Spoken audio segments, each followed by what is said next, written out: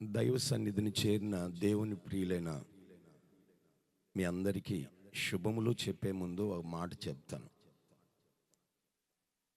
దైవ సన్నిధిని ఎప్పుడు చేరినా దేవుని స్తుతించే మాటలు 4 ఉంటాయి. స్తుతి, స్తోత్రం, హల్లెలూయా, ఆమేన్. ఈ 4 మాటలు కానీ ప్రభువుని స్తుతించేటువంటి ఏ మాటైనా నిర్లక్ష్యంగానో నిర్లిప్తంగానో మీ నోట రానివ్వకూడదు. ఎందుకంటే దేవుని వాక్యం సెలవిస్తుంది, మన పూర్ణ బలముతో మన పూర్ణ శక్తితో మన దేవుడైన యెహోవాని లేదా మన ప్రభుని ఆరాధించాలి, స్తుతించాలి. బలము, మీ పూర్ణ బలము, మీ పూర్ణ శక్తి అని రాయబడుద్ది. పూర్ణ బలము, పూర్ణ శక్తి అంటే ఏంటో, బలం అంటే ఏంటో తెలుసు కదా. తింటాం కదా, మనం తిండి తింటాం కదా, తినగా వచ్చినటువంటి శక్తి, బలము, ఆరోగ్యం. ఆ బలము దేవునికి ఉపయోగపడాలి. అందుకే దేవుడు చెప్తాడు, మీ పూర్ణ బలముతో.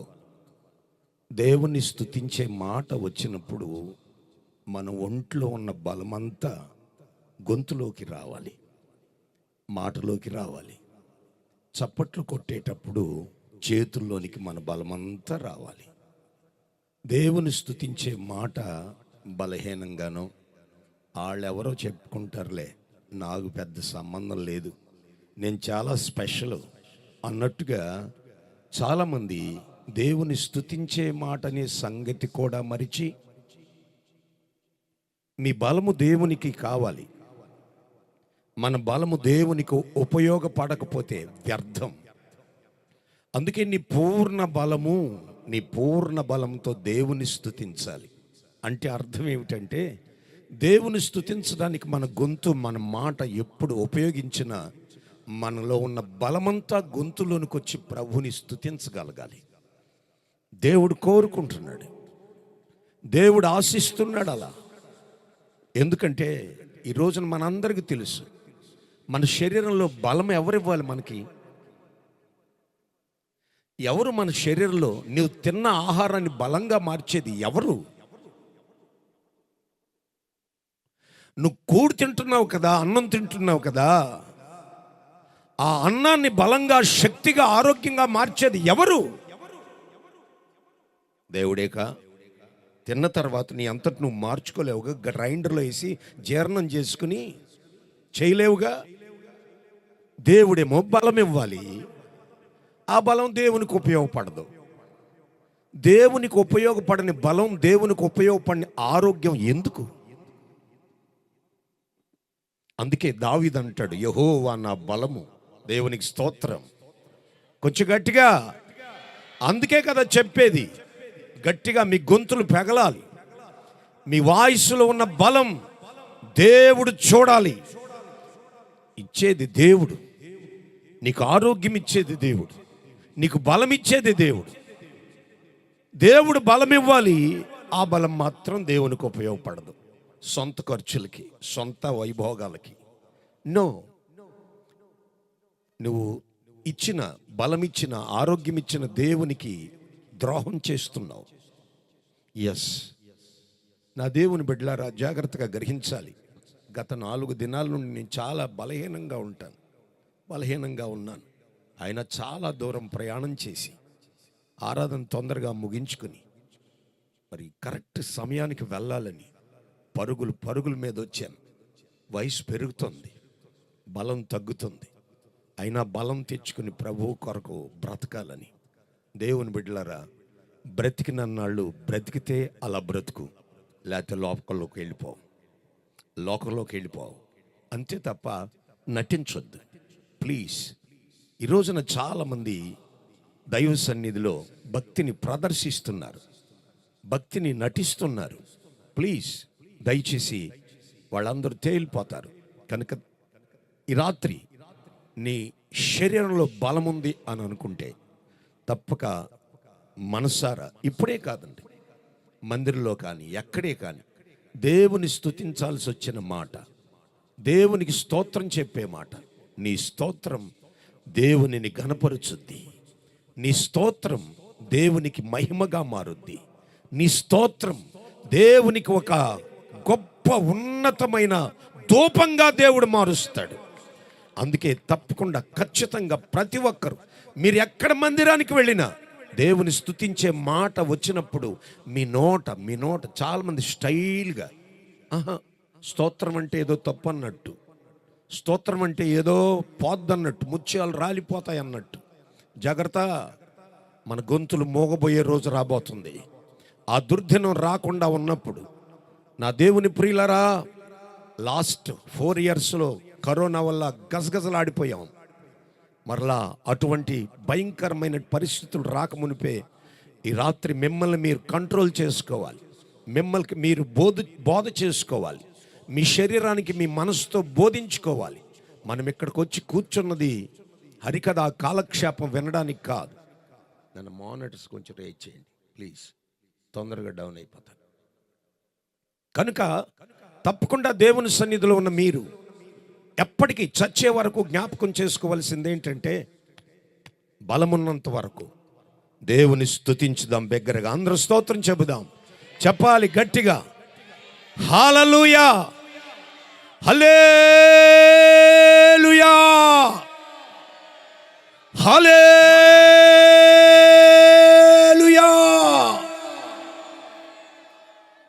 ఎప్పుడు ఇదే అనుభవంలో ఉండాలి. ఇంతమంది ప్రజలు ఉన్నారే, సరదాగానో టైం పాస్కో వచ్చినట్టుగా చాలామంది ముఖాలు నాకు కనబడుతున్నాయి. ప్లీజ్, అటువంటి వారు వెళ్ళిపోవచ్చు. అందువల్ల నీకు ప్రయోజనం ఉండదు, దేవునికి మహిమ ఉండదు. దేవుని కొరకు బ్రతికేవారు దేవునికి కావాలి. దేవునికి స్తోత్రం, హల్లెలూయా. దైవ సేవకులు మీ కొరకు గిద్యోను గారు, వారి కుటుంబం, వారి పిల్లలు ప్రయాసపడుతున్నారు. ఈ పట్టణం కొరకు ప్రయాసపడుతున్నారు.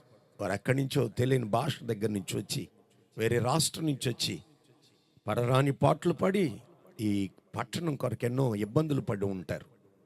కనుక ఈ రాత్రి దైవ సేవకులు గిద్యోనయ్య గారికి, వారి కుటుంబానికి, వారి పిల్లలకు నా నిండు హృదయపూర్వక వందనాలు చెల్లిస్తూ, వేదిక మీద ఉన్న దైవజనులు, అలాగే నా కుడి ప్రక్కన ఉన్న దైవ సేవకులందరికీ, ఇక్కడున్న వారని ఎవరికంటే నేను ఎక్కువ వాడను కాదు, కానీ ఈ రాత్రి ఒక అవకాశాన్ని దేవుడు ఇక్కడ నిలబడి వాక్యం అందించే అవకాశాన్ని ఇచ్చాడు. ఇదొక అవకాశం అంతే తప్ప నేను గొప్పవాడిని కాదండి. చాలామంది వేదిక ఏదో ప్రదర్శన స్థలంలో తమను తాము ప్రత్యక్షపరచుకుని, మేము గొప్పవారం, మాకు చాలా వాక్య జ్ఞానం, ఐ హ్యావ్ గ్రేట్ టాలెంట్ అని చెప్పుకోవడానికి వాడుకుని వేదికగా మార్చేశారు చాలామంది సేవకులు. అందుకే రాత్రి దేవుని పిల్లలుగా మనం గమనించాలి. నేను గతంలో కూడా చెప్పాను, ఇస్త్రీ బట్టలు వేసుకోవడానికి కూడా ఇష్టం ఉండదు, కానీ మరి దరిద్రుల్లా కనబడకూడదని అంతే, మరి బికారుల్లా కనబడకూడదని అంతే. కనుక దేవుని బిడ్డలారా, ఈ రాత్రి దైవవాక్యంలో కొన్ని విషయాలు మీకు చెప్పాలని ఆశిస్తున్నాను. లేఖన గ్రంథాల్లో నుండి లూకాసు వార్త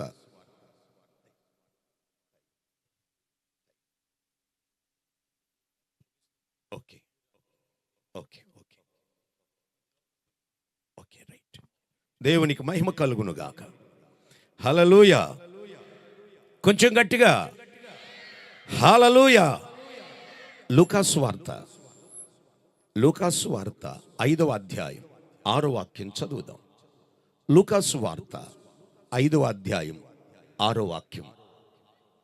వారు ఆ మైక్లో చదివితే మంచిది కదమ్మా. వారు అలాగూ చేసి, చదవండి, వారు అలాగూ చేసి విస్తారమైన చేపలు పట్టిరి. చాలు, తలలు వంచండి, ప్రార్థించండి. సేవకుడు ప్రార్థించడు, వాక్యం వినేది మీరు. దేవుడు మీతో మాట్లాడాలని మీరు అడగండి ప్రభుని. స్టేజ్ మీద వాక్యం చెప్పేవాడే ప్రార్థన చేయకూడదు. అలా అనుకుంటేది వేరే కూటమైపోద్ది, వేరే సభ అయిపోద్ది.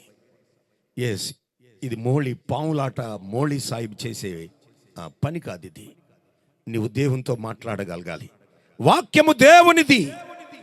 దేవుని వాక్యం ఇక్కడ ప్రత్యక్షం కావాలి. ప్రత్యక్షమైన వాక్యం నీ గుండెను తాకాలి. ప్రత్యక్షమైన వాక్యం నీ మనసులో ఒక నూతన మార్పును కలుగు చేయాలి అని అడుగు. నోర్లు తెరవండి. Please pray. దయచేసి బిగ్గరగా ప్రార్థించాలి. దయచేసి చాలామంది ప్రార్థించట్లేదు. ఓరకనే ఇదేదో కొత్త అనుభవాలు అనుకుంటున్నారు. కాదు, తప్పకుండా ఎవరైతే వాక్యం దర్శించాలని అనుకుంటున్నారో, ఎవరైతే వాక్యం మాట్లాడాలి, ప్రభువా ఈ రాత్రి నా దీన పరిస్థితులను దర్శించాలి, ప్రభువా నా స్థితిగతులను ఎరిగిన దేవా తగినట్లుగా మాట్లాడండి ప్రభుని ప్రార్థించాలి. దైవ సేవకుల ప్రార్థన మాత్రమే వినబడుతుంది. సభ నుండి ప్రార్థన వినబడట్లేదు. ప్లీజ్ మిమ్మల్ని మీరు వంచుకోవద్దు. నోర్లు తెరవండి. కొంచెం బిగ్గరగా మాట్లాడండి. పద్ధతులు మారాలి. దేవుని చిత్తంలోకి రావాలి. మనం అనుకున్నవి మనం నేర్చుకున్న విడిచిపెడదాం. ఇప్పటి వరకు మనం నేర్చుకున్న విడిచిపెట్టి దేవుని చిత్తాన్ని గ్రహించగలగాలి. ఎస్, ప్రార్థించాలి. Oh hallelujah. ఓ రిబా షకాల తురా బాబా. Lord thank you Jesus name. Hallelujah. ప్రభువా వాక్యము మీది. మీ ప్రజలను దర్శించండి. వారి హృదయాలకు తగినట్లుగా మాట్లాడండి. యేసు నామములో అడుగుచున్నాము తండ్రి, ఆమేన్. హల్లెలూయా. ఈ రాత్రి దేవుని పిల్లలారా, లూకాసు వార్త 5వ అధ్యాయం 6వ వాక్యంలో ఈ మాట మనం చదువుకున్నాం. చాలా చిన్న మాట. వారు అలాగు చేసి విస్తారమైన చేపలు పట్టారు. ఈ చిన్న వాక్యాన్ని 3 భాగాలు చేస్తే, మొదటిది వారు, రెండవది అలాగు చేసి, మూడవది విస్తారమైన చేపలు పట్టారు. నా దేవుని బిడ్డలారా, జాగ్రత్తగా గ్రహించగలిగితే ఈ 3 భాగాల గురించి ఒక్కొక్కటే ఈ 3 అంశాల గురించి రాత్రి నేను మాట్లాడతాను. ఒకవేళ సమయం కాకపోతే 2 అంశాలు ఖచ్చితంగా మాట్లాడి వెళ్తాను. మరోసారి వచ్చినప్పుడు 3 అంశాన్ని మాట్లాడతాను. అది మొట్టమొదటి మాట ఏమిటంటే వారు. చెప్పండి నాతో, వారు. రెండవది అలాగు చెప్పాలి. అలాగు చేసా చేయకుండా చెయ్యాలి. విని కాదు. ఈ రోజున చాలామంది వినడానికి వస్తున్నారు. నో, బైబిల్లో జాగ్రత్తగా గ్రహించాలి. బైబిల్లో ఒక ప్రమాదకరమైన హెచ్చరిక ఉంది. వినటం ఉపయోగం లేదని. గతంలో కూడా నేను చెప్పినట్టుగా గుర్తు. వినటం వలన నో యూస్. విన్నది చెయ్యాలి. బైబిల్ చెప్తుంది విన్నది చెయ్యాలి. ఈ రాత్రి వినటానికి వస్తే నీ అంత మోసగాడు ఇంకెవరు ఉండరు అని లేఖనం చెప్తోంది. దేవుని వాక్యం చెప్తుంది. దాసన కాదు, దేవుని వాక్యం. చాలామంది వినటానికి వచ్చారేమో. ఈ రాత్రి నీ దృక్పథం మారాలి. నీ పునాదులు మారాలి. ఎప్పుడు దేవుని సన్నిధికి వెళ్ళినా విన్నది చేయడానికి రావాలి. దేవునికి స్తోత్రం. హల్లెలూయా. వినడం వేస్ట్ అని నేను చెప్తున్నాను. నేనే కాదు, బైబిల్ చెప్తుంది. అఫ్ కోర్స్ మీరు అనొచ్చు, వినుట వలన విశ్వాసం కలుగుద్ది కదా పాస్టర్ గారు అని మీరు నన్ను అడగొచ్చు. కానీ బైబిల్లో యాకోబు గారు ఏమని రాస్తాడంటే, క్రియలు లేని విశ్వాసము. చెప్పండి, మృతము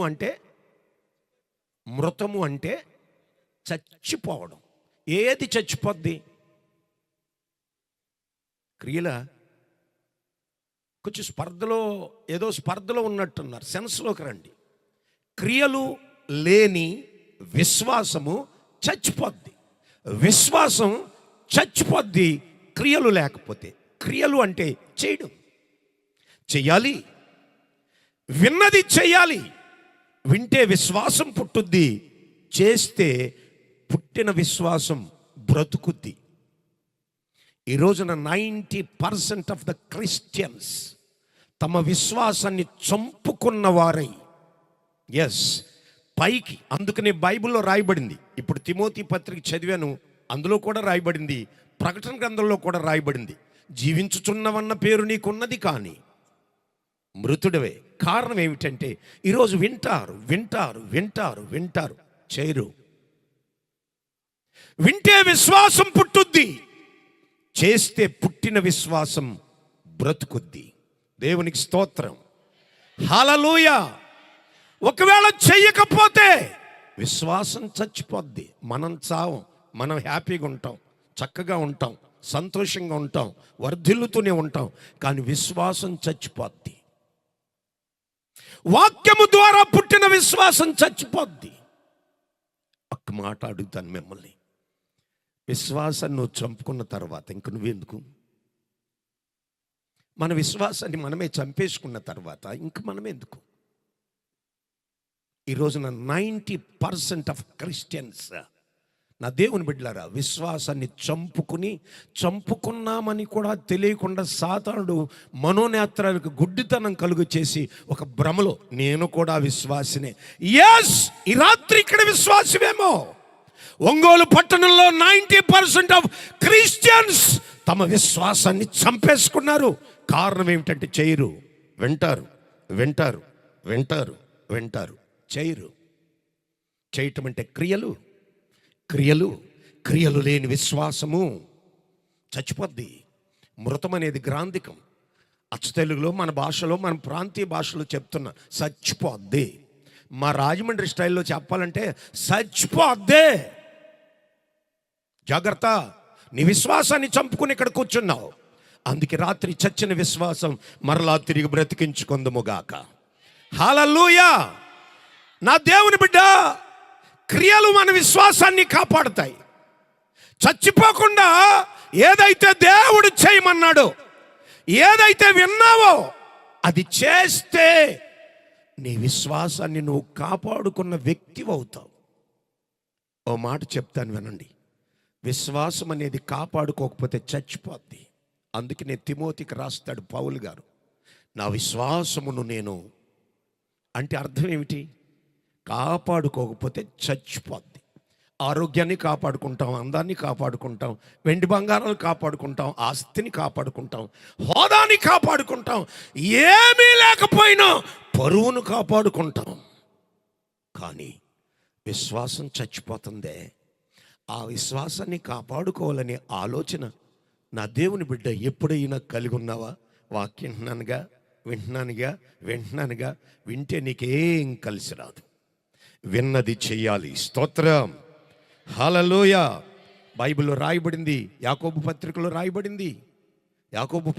రాయబడింది, విని వెళ్ళిపోయేవారట తమ్మును తామే. యాకోబు పత్రిక 1వ అధ్యాయం 22వ వాక్యం. 1వ అధ్యాయం 22వ వాక్యం.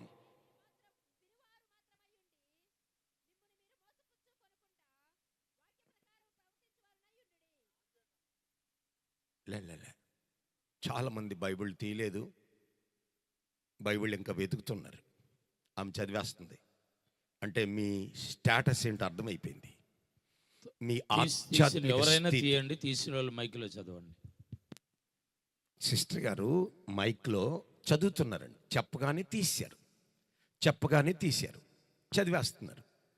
సగం చదివేసింది, వెనకాల వాళ్ళు ఇంకా వెతుకుతున్నారు. అంటే అర్థం ఏంటి? దాని అర్థం ఏమిటి? బైబిల్ ఇంటికాడ చదవరని అర్థం. Just style. ఎస్, ఈ రోజున దేవుని బిడ్డలారు ఇంకా వెతుకుతున్నారు, చాలామంది వెతుకుతున్నారు. అంటే బైబిల్లో యాకోబు పత్రిక ఎక్కడుందో కూడా పరిచయం చేసుకోరు, ఇక తెలీదు. యాకోబు పత్రిక ఎక్కడుందో తీయలేకపోయావు కదా, నువ్వు విశ్వాసివా? ఒకసారి మీ జీవితాలు, మీ బ్రతుకులు, మీ విశ్వాస స్థాయి ఎలా ఉందో ఆలోచించాలి. యాకోబు పత్రిక 66 పుస్తకాలు. 66 పుస్తకాల్లో యాకోబు పత్రిక ఎక్కడుందో తెలియలేదంటే ఒంగోలులో ఉన్న షాపులన్నీ నీకు తెలుసు. No, don't laugh.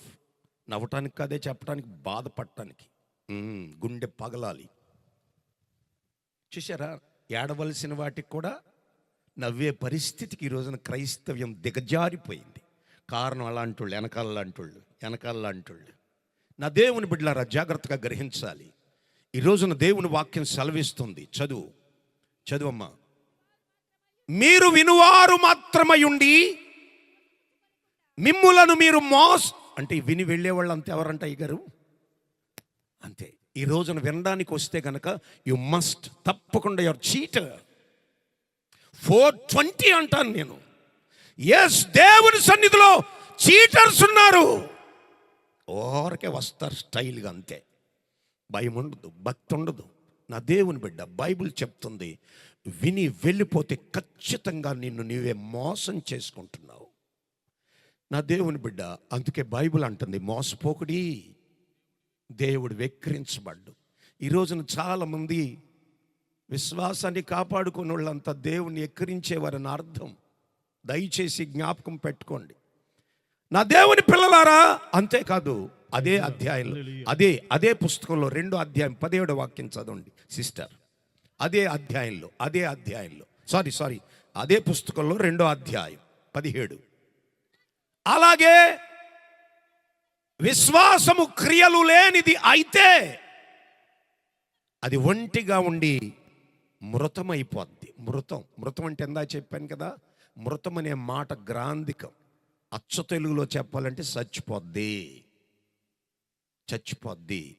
ఎప్పుడో తెలుసా? క్రియలు లేనప్పుడు. క్రియలంటే చేయటం,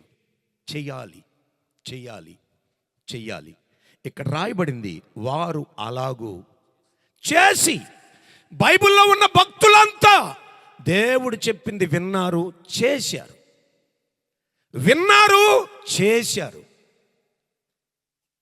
అందుకే వాళ్ళు భక్తులయ్యారు, గొప్ప కార్యాలు చేశారు. విని విడిచిపెట్టిన వాళ్ళంతా భ్రష్టులయ్యారు. అందుకే ఇక్కడ కూర్చున్న మనం విని వెళదామో, విని చేద్దామో. బైబిల్ అంతా చెయ్యి అనే పుస్తకం. నోవహు, జలప్రళయం రాబోతుంది. రాజమండ్రి, విజయవాడ మొత్తం కొట్టుకుని పోయిందండి. విజయవాడ వరకు వర్షమే. రాజమండ్రి నుండి ఓర్న వర్షంలో వచ్చాను అయ్యగారు, భయంకరమైన వర్షం. ఇక్కడేం వర్షం లేదంటాడు రాజేష్. నేను నమ్మలేకపోతున్నాను. అయ్యా, నేను నమ్మలేకపోతున్నాను, ఇదేంటి లేకపోవటం ఏంటి అని. అక్కడేమో హోర్న. నేను వచ్చేటప్పుడు కూడా మా ఇంట్లో కూడా నీళ్ళు వచ్చేస్తాయని పిల్లలకి, పరిచయాలకు చెప్పి, నాన్న ఇలా చేయండి అని వచ్చాను. దేవుని పిల్లలారా, బైబిల్ చెప్తున్న అద్భుతమైన సత్యం. నోవహుతో దేవుడు మాట్లాడాడు. ఏమనో తెలుసా? నోవహు, జలప్రళయం రాబోతుంది. వాడను విని వదిలేశాడా? విని చేశాడు కనుకనే తన కుటుంబాన్ని రక్షించుకోగలిగాడు. దేవునికి స్తోత్రం. ఈ రోజున చేసేవారి కొరకే దేవుడు చూస్తున్నాడు, కానీ స్టైల్గా వెళ్ళి కూర్చోవడం అలవాటు అయిపోయిందండి. Just time pass. నా దేవుని బిడ్డలారా, ఖచ్చితంగా దేవుడు ఆ క్రియల మీద ఆయన అగ్నిని కురిపించునుగాక. ఆమేన్, హల్లెలూయా. చేసేవారు కావాలి దేవునికి. ఎస్, అబ్రహామా, నీ ఒక్క కుమారుని బలి ఇన్ని వదిలేశాడా? లేదు, చేశాడు. అంత దాకెందుకు? పెళ్లి ప్రసంగాలు మనం అందరం చేస్తాం. ద్రాక్షరసం అయిపోయింది, మరియ మెల్లి చెప్పుద్ది, నాన్న మరి ఏదో అయిపోయింది చూడు అని అంటే, నా సమయం ఇంకా రాలేదు అని అన్నప్పుడు వెంటనే మరియ పరిచారకులను చూసి ఏమంటుందో తెలుసా? ఆయన మీతో చెప్పింది వినండి అందా. మరి మీరు ఏ స్థితిలో వచ్చారు? వినడానికి వచ్చారేమో, అందుకే యు ఆర్ చీటర్స్. బైబిల్ చెప్తుంది, విని వెళ్ళి వాళ్ళంతా మోసం చేసుకుంటున్నారు. మీ కుటుంబాలను మీరు మోసం చేసుకుంటున్నారు. మీ యజమానులు మీ పిల్లలకు ఘోరమైన అవమానాన్ని కూర్చుకుని వెళ్తున్నారు ఇక్కడి నుంచి. అందుకే ఇక్కడ కూర్చున్న దేవుని పిల్లలారా, ఈ రాత్రి విన్నది చెయ్యాలి. స్తోత్రం చెబుదా, హల్లెలూయా. చేసేవారు బిగ్గరగా చెప్పండి, విని వెళ్ళేవారు బిగ్గరగా చెప్పండి. వెరీ గుడ్, సెన్స్లో ఉన్నారని అర్థం. రైట్, మంచిది. ఎందుకంటే చాలా పర్యాయాలు సెన్స్ తప్పి బైబిలే తీనప్పుడు ఇంక సెన్స్ ఏముంటుంది అది. కనుక దేవుని పిల్లలుగా గమనించాల్సినటువంటి విషయం ఇది. నా దేవుని బిడ్డలారా, లూకా గారు ఈ లూకా ఎవరో ఒక విషయాన్ని చెప్తాను. లూకా వైద్యుడు, గ్రేట్ డాక్టర్. ఈ ఈ ఒంగోలులో ఎవరైనా టాప్ డాక్టర్ ఉంటే అతనికి మించిన డాక్టర్ ఇతను. అంతేకాదు, ఈ లూకా సువార్త ఎందుకు రాశాడు అని అంటే, ఇతడు ఒక అన్యుడు. బైబిల్లో అన్యులు రాసిన పుస్తకాలు కూడా ఉన్నాయి. అది బైబిల్ యొక్క విశేషం. ఖురాన్ ఒకే ఒక వ్యక్తి రాశాడు. వేదాంతాలు లేదా మరి వారికి ఉన్న దైవ గ్రంథాలు కొంతమంది కవులు, వారికి సంబంధించిన కవులు రాశారు. కానీ బైబిల్ అనేది అన్యులు కూడా రాశారు. అన్యులు రాసిన పుస్తకంలో లూకా సువార్త మొదటిది. దేవునికి స్తోత్రం. అతడు గ్రీకు వాడు, అతడు యూదుడు కాదండి. యూదుడు కాదు, ఇశ్రాయేలుడు కాదు, అతడు గ్రీకు వాడు, దేవుని బిడ్డ. అతడు చాలా పెద్ద డాక్టర్, టాప్ మోస్ట్ డాక్టర్. ఆ దినాల్లో ప్రభు అయిన యేసుక్రీస్తు వారు సంచరిస్తూ కొన్ని అద్భుతాలు చేస్తున్నారండి. ఆరోగ్య సంబంధమైన విషయాల్లో యేసుక్రీస్తు ప్రభువారు, నా దేవుని బిడ్డ, అద్భుతమైన కార్యాలు చేస్తున్నారు. కుంటివారు, గుడ్డివారు, కాళ్ళు చేతులు లేనివారు. అంతేకాదు, అక్కడితోనే ప్రభు శక్తి ఆగలేదు. చనిపోయి 4 దినాల తర్వాత కూడా సమాధిలో చేయబడి డెడ్ బాడీ డీకంపోజ్ అయిపోయిన తర్వాత కూడా సమాధిలో నుంచి ఒక వ్యక్తిని లేచిన ఆ సంఘటన లూకా గారిని కలిచివేసింది, ఆలోచింపచేసింది. నా దేవుని బిడ్డలారా, ప్రభు అయిన యేసుక్రీస్తు వారు ఎక్కడైతే ఏ స్వస్థతలైతే చేశాడో అన్నిటినీ పరిశీలించిన డాక్టరీనా. దేవునికి స్తోత్రం. హల్లెలూయా, హల్లెలూయా. ఈ రాత్రి దేవుని బిడ్డలారా, ఈ ప్రపంచంలో ఏ డాక్టర్ అయినా, ఒంగోలులో ఉన్న డాక్టర్స్ చెప్తున్నాను, ప్రాణం ఉంటేనే డాక్టర్ గారు ఆ ప్రాణాన్ని డెవలప్ చేయగలడు. అంతే. నాకు రాజమండ్రిలో top doctor my cousin brother ఉన్నాడండి, doctor Shubhakar, MS general, government hospital superintendent. తను చెప్తాడు నాకు ఏమనంటే, ఏదైనా ఒక చిన్న అవకాశం ఉంటే, పోయే ప్రాణమైన చిన్న అవకాశం ఉంటే, ఆధారం ఉంటే దాన్ని ఖచ్చితంగా ఆపగలం. కానీ ప్రాణం పోయిన తర్వాత ఏమీ చేయలేం. కానీ ఇప్పుడు సైన్స్ డెవలప్ అయింది. చనిపోయిన వ్యక్తిని కూడా ఒక 5-6 గంటలు, 2-3 గంటలు మాట్లాడించగలను. ఇంజెక్షన్స్ వచ్చాయి, చాలా ఇంజెక్షన్స్ వచ్చాయి, చాలా ఖరీదు, చాలా అంటే చాలా ఖరీదు. మనం చేయించలేం ఆ ఇంజెక్షన్స్. చనిపోయిన గంటలోపు ఒక 3 ఇంజెక్షన్స్ ఉంటాయి, 3 ఇంజెక్షన్స్. ఆ ఇంజెక్షన్స్ చేసి చాలా ఖరీదు, కొన్ని లక్షల రూపాయలు ఖరీదు. ఆ 3 చేయగలిగితే చనిపోయిన వాడు కూడా 1 గంట 2 గంటలు మాట్లాడతాడు, ఆ తర్వాత అలా చచ్చిపోతాడు. ఇది అయితే ప్రభు అయిన యేసుక్రీస్తు వారు చనిపోయి 4 దినాలు సమాధిలో ఉన్న తర్వాత ఆ డెడ్ బాడీ డీకంపోజ్ అయిపోతుంది. అటువంటి పరిస్థితిలో నుంచి కూడా ఈయన లేపాడు అనంటే, ఆ చనిపోయిన వాడికి సర్వమానవాళి జీవానికి ఈయనే అధిపతి. హల్లెలూయా. చెబుదాం బిగ్గరగా, హల్లెలూయా. వెంటనే యేసు ప్రభుని నమ్ముకున్నాడు. కుంటి వాళ్ళని పరీక్షించాడట, గుడ్డి వాళ్ళని పరీక్షించాడు. ఎస్, బాగానే ఉంది. కానీ చనిపోయిన వాళ్ళని లేపటం ఏమిటి? వెంటనే లోకాన్ని, ఈ అన్యుడు, ఈ విగ్రహారాధికుడు, నా దేవుని బిడ్డ, ఈ హైందవుడు మారిపోయాడు. మారి తనకు స్నేహితుడు ఉన్నాడండి, యోదయ ప్రాంతాన్ని పరిపాలించే గవర్నర్ థియోఫిలా దగ్గరికి వెళ్ళాడు. థియోఫిలా, ఎందుకంటే ఈ వైద్యుడు తన ఫ్రెండ్ని బట్టి అతని స్టేటస్ ఏంటో మనం చెప్పగలం. చాలా అద్భుతమైన వ్యక్తి. Governor friend. మా దగ్గర పోలవరం ఉంది. పోలవరం స్కూల్లో, సెయింట్ జాన్స్ స్కూల్లో ఒక పిల్లాడు చదువుకున్నాడు. మంచి తెలివైనాడు, హీస్ ట్రైబల్. విషయం ఏంటంటే, డాక్టర్ చదివాడు, మన ఇండియాలోనే టాపర్ అట అతను. అయితే పోలవరమే, మా ఊరి దగ్గర ఉన్న పోలవరం. ఇప్పుడు అతడు ప్రధానమంత్రి మోడీకి పర్సనల్ డాక్టర్, డైలీ మాట్లాడతాడు. ఈ డాక్టర్ కూడా గవర్నర్ ఫ్రెండ్. కారణం ఏమిటంటే, అంత ఉన్నతమైన స్థాయిలో వారు స్నేహితులు అయ్యారంటే ఈ డాక్టర్ ఎఫిషియన్సీ ఏంటో మనం చెప్పుకునే అర్థమవుతుంది. దేవునికి స్తోత్రం. హల్లెలూయా. దేవుని పిల్లలారా, ఇప్పుడు ఈ డాక్టర్ గారు యేసు ప్రభుని నమ్ముకుని గవర్నర్ దగ్గరికి వెళ్ళాడు. మై డియర్ ఫ్రెండ్ థియోఫిలా, నేను యేసు ప్రభుని అనే ఈ నజరేయుని గురించి తెలుసుకున్నాను. అద్భుతాలు చేస్తున్నాడు. వైద్య శాస్త్రానికి అందనటువంటి గొప్ప కార్యాలు చేస్తున్నాడు. ఈయన నా ప్రాణానికి రక్షకుడు, నా ఆత్మకు రక్షకుడు. నేను రోగులను బాగు చేస్తాను, కానీ ఆయన నా పాపాలను బాగు చేసేవాడు. Praise the Lord. Hallelujah. So ఈయన పరమ వైద్యుడు కనుక నేను ఆయన నమ్ముకుంటున్నాను. వాట్ అబౌట్ యూ అని తన ఫ్రెండ్ అయిన థియోఫిల్ని గవర్నర్ని కానీ కూర్చోబెట్టి సువార్త చెప్పడం మొదలుపెట్టాడు. అంత విన్న గవర్నర్ అంటాడు, అంత విన్న ఈ థియోఫిల్ గవర్నర్ అంటాడు, మై డియర్ ఫ్రెండ్ డాక్టర్ లూకా, నువ్వు యేసు ప్రభుని నమ్ముకుంటావా? ఎస్, నేను చెప్తున్నాను విను, నా ఒపీనియన్ చెప్తున్నాను విను.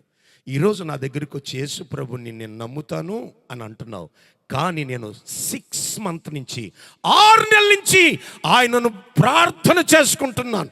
నేను, నా భార్య, నా పిల్లలు కూడా యేసుని ఎప్పుడో నమ్ముకున్నాము. దేవునికి స్తోత్రం. చూసారా, హైందవులు మారుతున్నారు. దేవునికి స్తోత్రం. హల్లెలూయా. అప్పుడు వెంటనే డాక్టర్ లూకా ఏమంటాడంటే, అయితే ఓ పని చేస్తాను, నా పేరు మీద కాకుండా యు ఆర్ ద గవర్నర్, నువ్వు యూదయ ప్రాంతానికి గవర్నరు కనుక, అందులోనూ నువ్వు రోమీయుడివి, నేను గ్రీకు వాణ్ణి. దేవునికి స్తోత్రం. అప్పటికి రోమా ప్రపంచాన్ని పరిపాలిస్తోంది. సో రోమా గవర్నరు కనుక నీ పేరటే దాన్ని నేను ఆ సువార్తను రాస్తాను అని గవర్నర్ గారు పర్మిషన్ తీసుకుని, అనుమతి తీసుకుని, గవర్నర్ గారి పేరట రాయబడిన పుస్తకం. దేవునికి స్తోత్రం. గవర్నర్ గారు పేరట రాయబడిన పుస్తకం కనుక దీన్ని ప్రపంచంలో మేధావి మగాడు అన్నవాడు ఎవడు కూడా కాదు అనడానికి వీల్లేదు. చప్పలు కొడదాం గట్టిగా. హల్లెలూయా. నేను అంటాను, నా ఇంటర్ప్రిటేషన్ ఏంటంటే లూకా సువార్త గురించి, ఇది ఒక సువార్త కాదండి, దిస్ ఈజ్ ద డాక్యుమెంట్. మన ఇళ్ళు, స్థలాలు, పొలాలు కొనుక్కున్నప్పుడు అయ్యగారు ఒక డాక్యుమెంట్ ఉంటుంది, రిజిస్టర్డ్ డాక్యుమెంట్. దాన్ని దస్తావేజు అంటారు. దస్తావేజ్ అయిన స్థలాన్ని కానీ ఇంటిని కానీ ఈ ప్రపంచంలో ఏ మేధావి ఎవడైనా కాదు అనగలడా? అనడానికి లేదు. ఈ ప్రపంచంలో లూకా సువార్తని కాదు అనే దమ్ము, ధైర్యం ఈ ప్రపంచంలో ఏ మగాడికి లేదు. లైవ్లో చెప్తున్నాను. Because this is the document gospel. దేవునికి స్తోత్రం. హల్లెలూయా. క్రైస్తవులకి ఎంత ఆనందం అయ్యగారు, చూడండి ఎంత ఆనందం. అన్యులు వచ్చి బైబిల్ రాశారండి. ఇప్పుడు అదే అన్యులు బైబిల్ కాదని, వాస్తవం కాదని చెప్పడానికి ప్రయత్నం చేస్తున్నారు. ఎక్కడ ఉంది? కాదన్నవాడు పునాదులు కదిలిపోతాయి లూకా సువార్త తీసుకుంటే. లూకా చరిత్ర తెలియక. అందుకే నేను కూడా ప్రతి పుస్తకం ఎందుకు రాయబడిందో, దేని కొరకు రాయబడిందో చదువుతూ చాలా విషయాలు ఈ మధ్యకాలంలో నేర్చుకుంటున్నాను. ఒక 2-3 years నుంచి నా బోధ పద్ధతులే మార్చేశాను. దేవుని బిడ్డలారా జాగ్రత్తగా గ్రహించాలి. ఎందుకు ఈ మాట నేను చెప్తున్నాను అనంటే, ఈ రోజున చాలామంది దేవుని వాక్యం ఎలాగ బోధిస్తున్నారో కూడా తెలియనటువంటి పరిస్థితుల్లో మారిపోయింది. అందుకే ఇక్కడ కూర్చున్నటువంటి దేవుని బిడ్డలారా, బైబిల్ అంటుంది వాక్యం వినేది చెప్పండి, వినేది కాదు, వాక్యం చేసేది. స్తోత్రం. వాక్యం వినేది కాదు, వాక్యం చేసేది. అసలు ఎందుకయ్యా వింటావు అమ్మా, ఎందుకు సిస్టర్ వింటావంటే చేయడం కోసమే. చెయ్యాలి. చేయకపోతే బైబిల్ చెప్పింది. నేను పదే అంటే మీకు కోపం వచ్చేటట్టుంది. మోసగత్తెలు, మోసగాండ్రు అని రాయబడింది. దైవ సన్నిధిలో ఉండి కూడా నిన్ను నీవు ఎవరైనా మోసం చేస్తే ఆ మోసం నుండి విడిపించే దేవుడు ఉన్నాడు అని నిరీక్షణతో ఇక్కడికి రావాలి. కానీ మనమే మోసపోయి వెళ్ళిపోతున్నాం. దయచేసి ఇక్కడ కూర్చున్న దైవ బిడ్డలారా, మీకు చేతులు జోడించి చెప్తున్నాను, పొరపాటున దేవుని సన్నిధిలో చెప్పబడిన వాక్యం విని ఆనందించకండి. విని చంకలు కొట్టుకోకండి. నాతో మాట్లాడాడు దేవుడు, ఈ రాత్రి నాతో మాట్లాడాడు. ఏంటంట మాట్లాడితే అదేంటి ఒరిగేది నీకు? చేస్తే సమస్తము సాధిస్తావు. హల్లెలూయా. చేసేది బైబిల్. బైబిల్ వినేదా చేసేదా చెప్పండి? కొంచెం గట్టిగా చెప్పండి. బైబిల్ వినేదా చేసేదా? హల్లెలూయా. లూకా పుస్తకాన్ని ఎవరు రాశారు? యూదులా ఆన్యులు? హల్లెలూయా. లూకా పుస్తకం రాసింది లూకా అనే డాక్టర్, ప్రపంచ ప్రఖ్యాతి కాంచిన వైద్య శాస్త్ర నిపుణుడు. ఎస్, అసలు మంచి ఆలోచన ఉంటే ఈ ఒంగోలులో ఉన్న వైద్యులు కూడా యేసు ప్రభు దగ్గరికి వచ్చుదురుగాక. ఆమేన్. హల్లెలూయా, హల్లెలూయా. అయితే లూకా గారు రాస్తూ రాస్తూ రాస్తూ 5వ అధ్యాయంలో ఒక అద్భుతమైన మాట చెప్తాడు.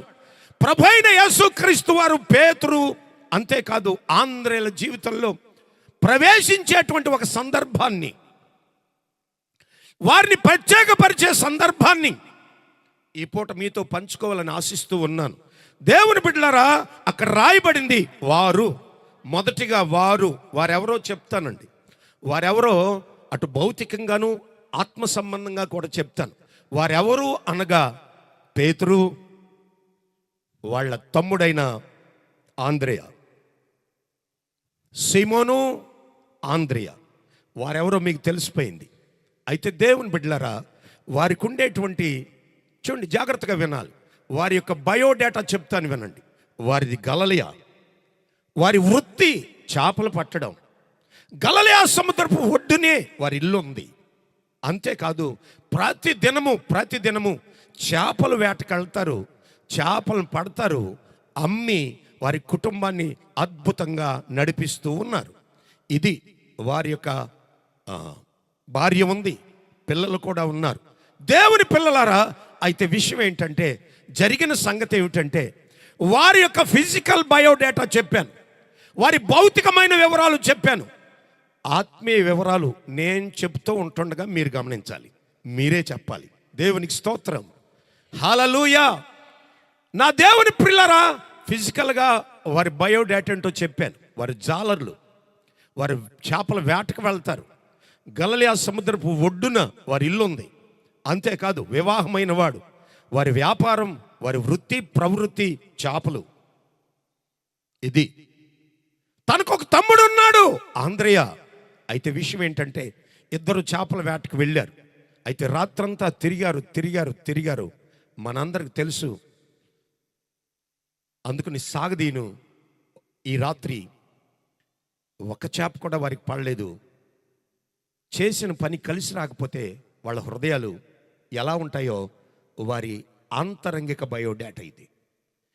వారు చేశారు పని, కష్టపడ్డారు, రాత్రంతా కష్టపడ్డారు.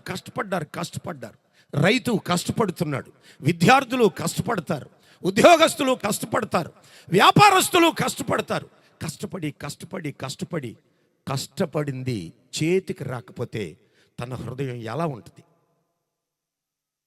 అది అతని యొక్క ఆధ్యాత్మిక అంతరంగపు బయోడేటా. నేనేమంటానంటే,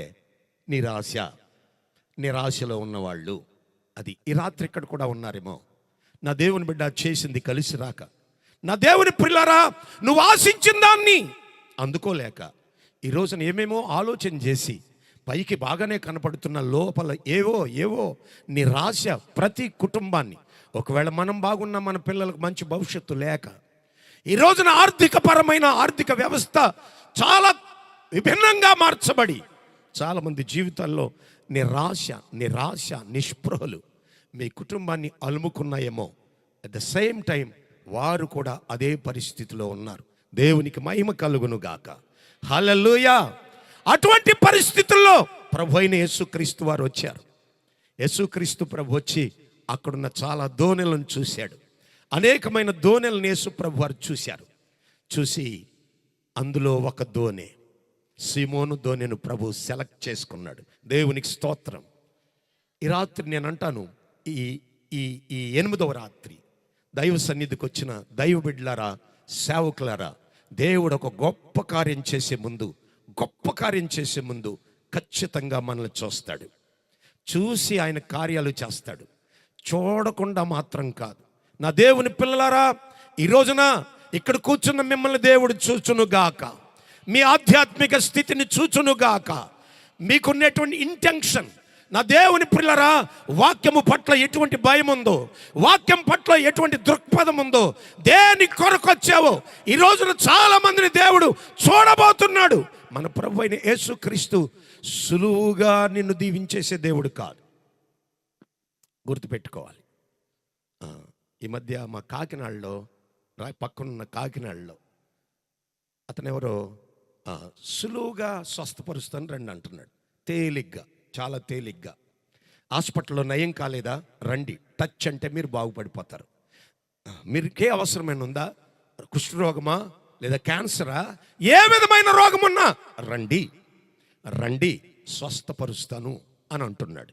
నా దేవుని బిడ్డలారా, చాలామంది వెళ్ళిపోతున్నారండి, చాలామంది, వేల మంది. నేనేమంటానంటే, తప్పకుండా యేసుక్రీస్తు ప్రభు అలా చేసే దేవుడు కాడు. ఎందుకంటే బైబిల్లో యేసు ప్రభు అద్భుతాలు, ఆశ్చర్యాలు, బైబిల్లో స్వస్థతలు చాలా చేశారు. ఆ చేసిన పద్ధతిని గమనిస్తే కనుక వీళ్ళు ఎలా మాట్లాడరు, ఇలా పిలవరు. ప్రజలకు నేర్పేశారు, రండి మీరు బాగుపడిపోతారు, రండి మీకు అద్భుతాలు జరుగుతాయి, రండి. చూడండి, ఫెనాయిల్ ఫ్రీగా వస్తే ఫెనాయిల్ తాగేస్తారు కొంతమంది. మనోళ్ళు కూడా అంతే, ఫ్రీగా వెళ్ళటమేగా.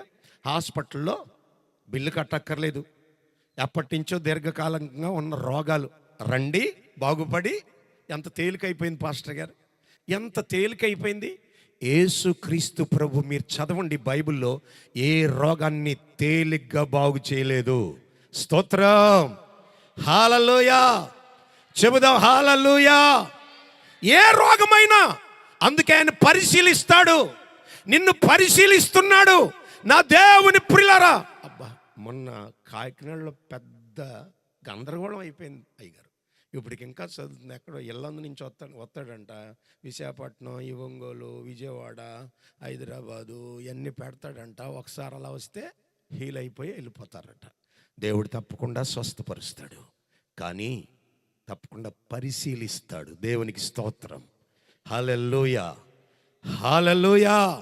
నా దేవుని పిల్లలారా, ఈ రాత్రి చాలా తేలిగ్గా స్వస్థత పట్టుకుని, ఎస్ ఖచ్చితంగా ఈ రాత్రి దేవుడు నిన్ను బలపరుస్తాడు, నిన్ను చూస్తాడు, నిన్ను గమనిస్తాడు.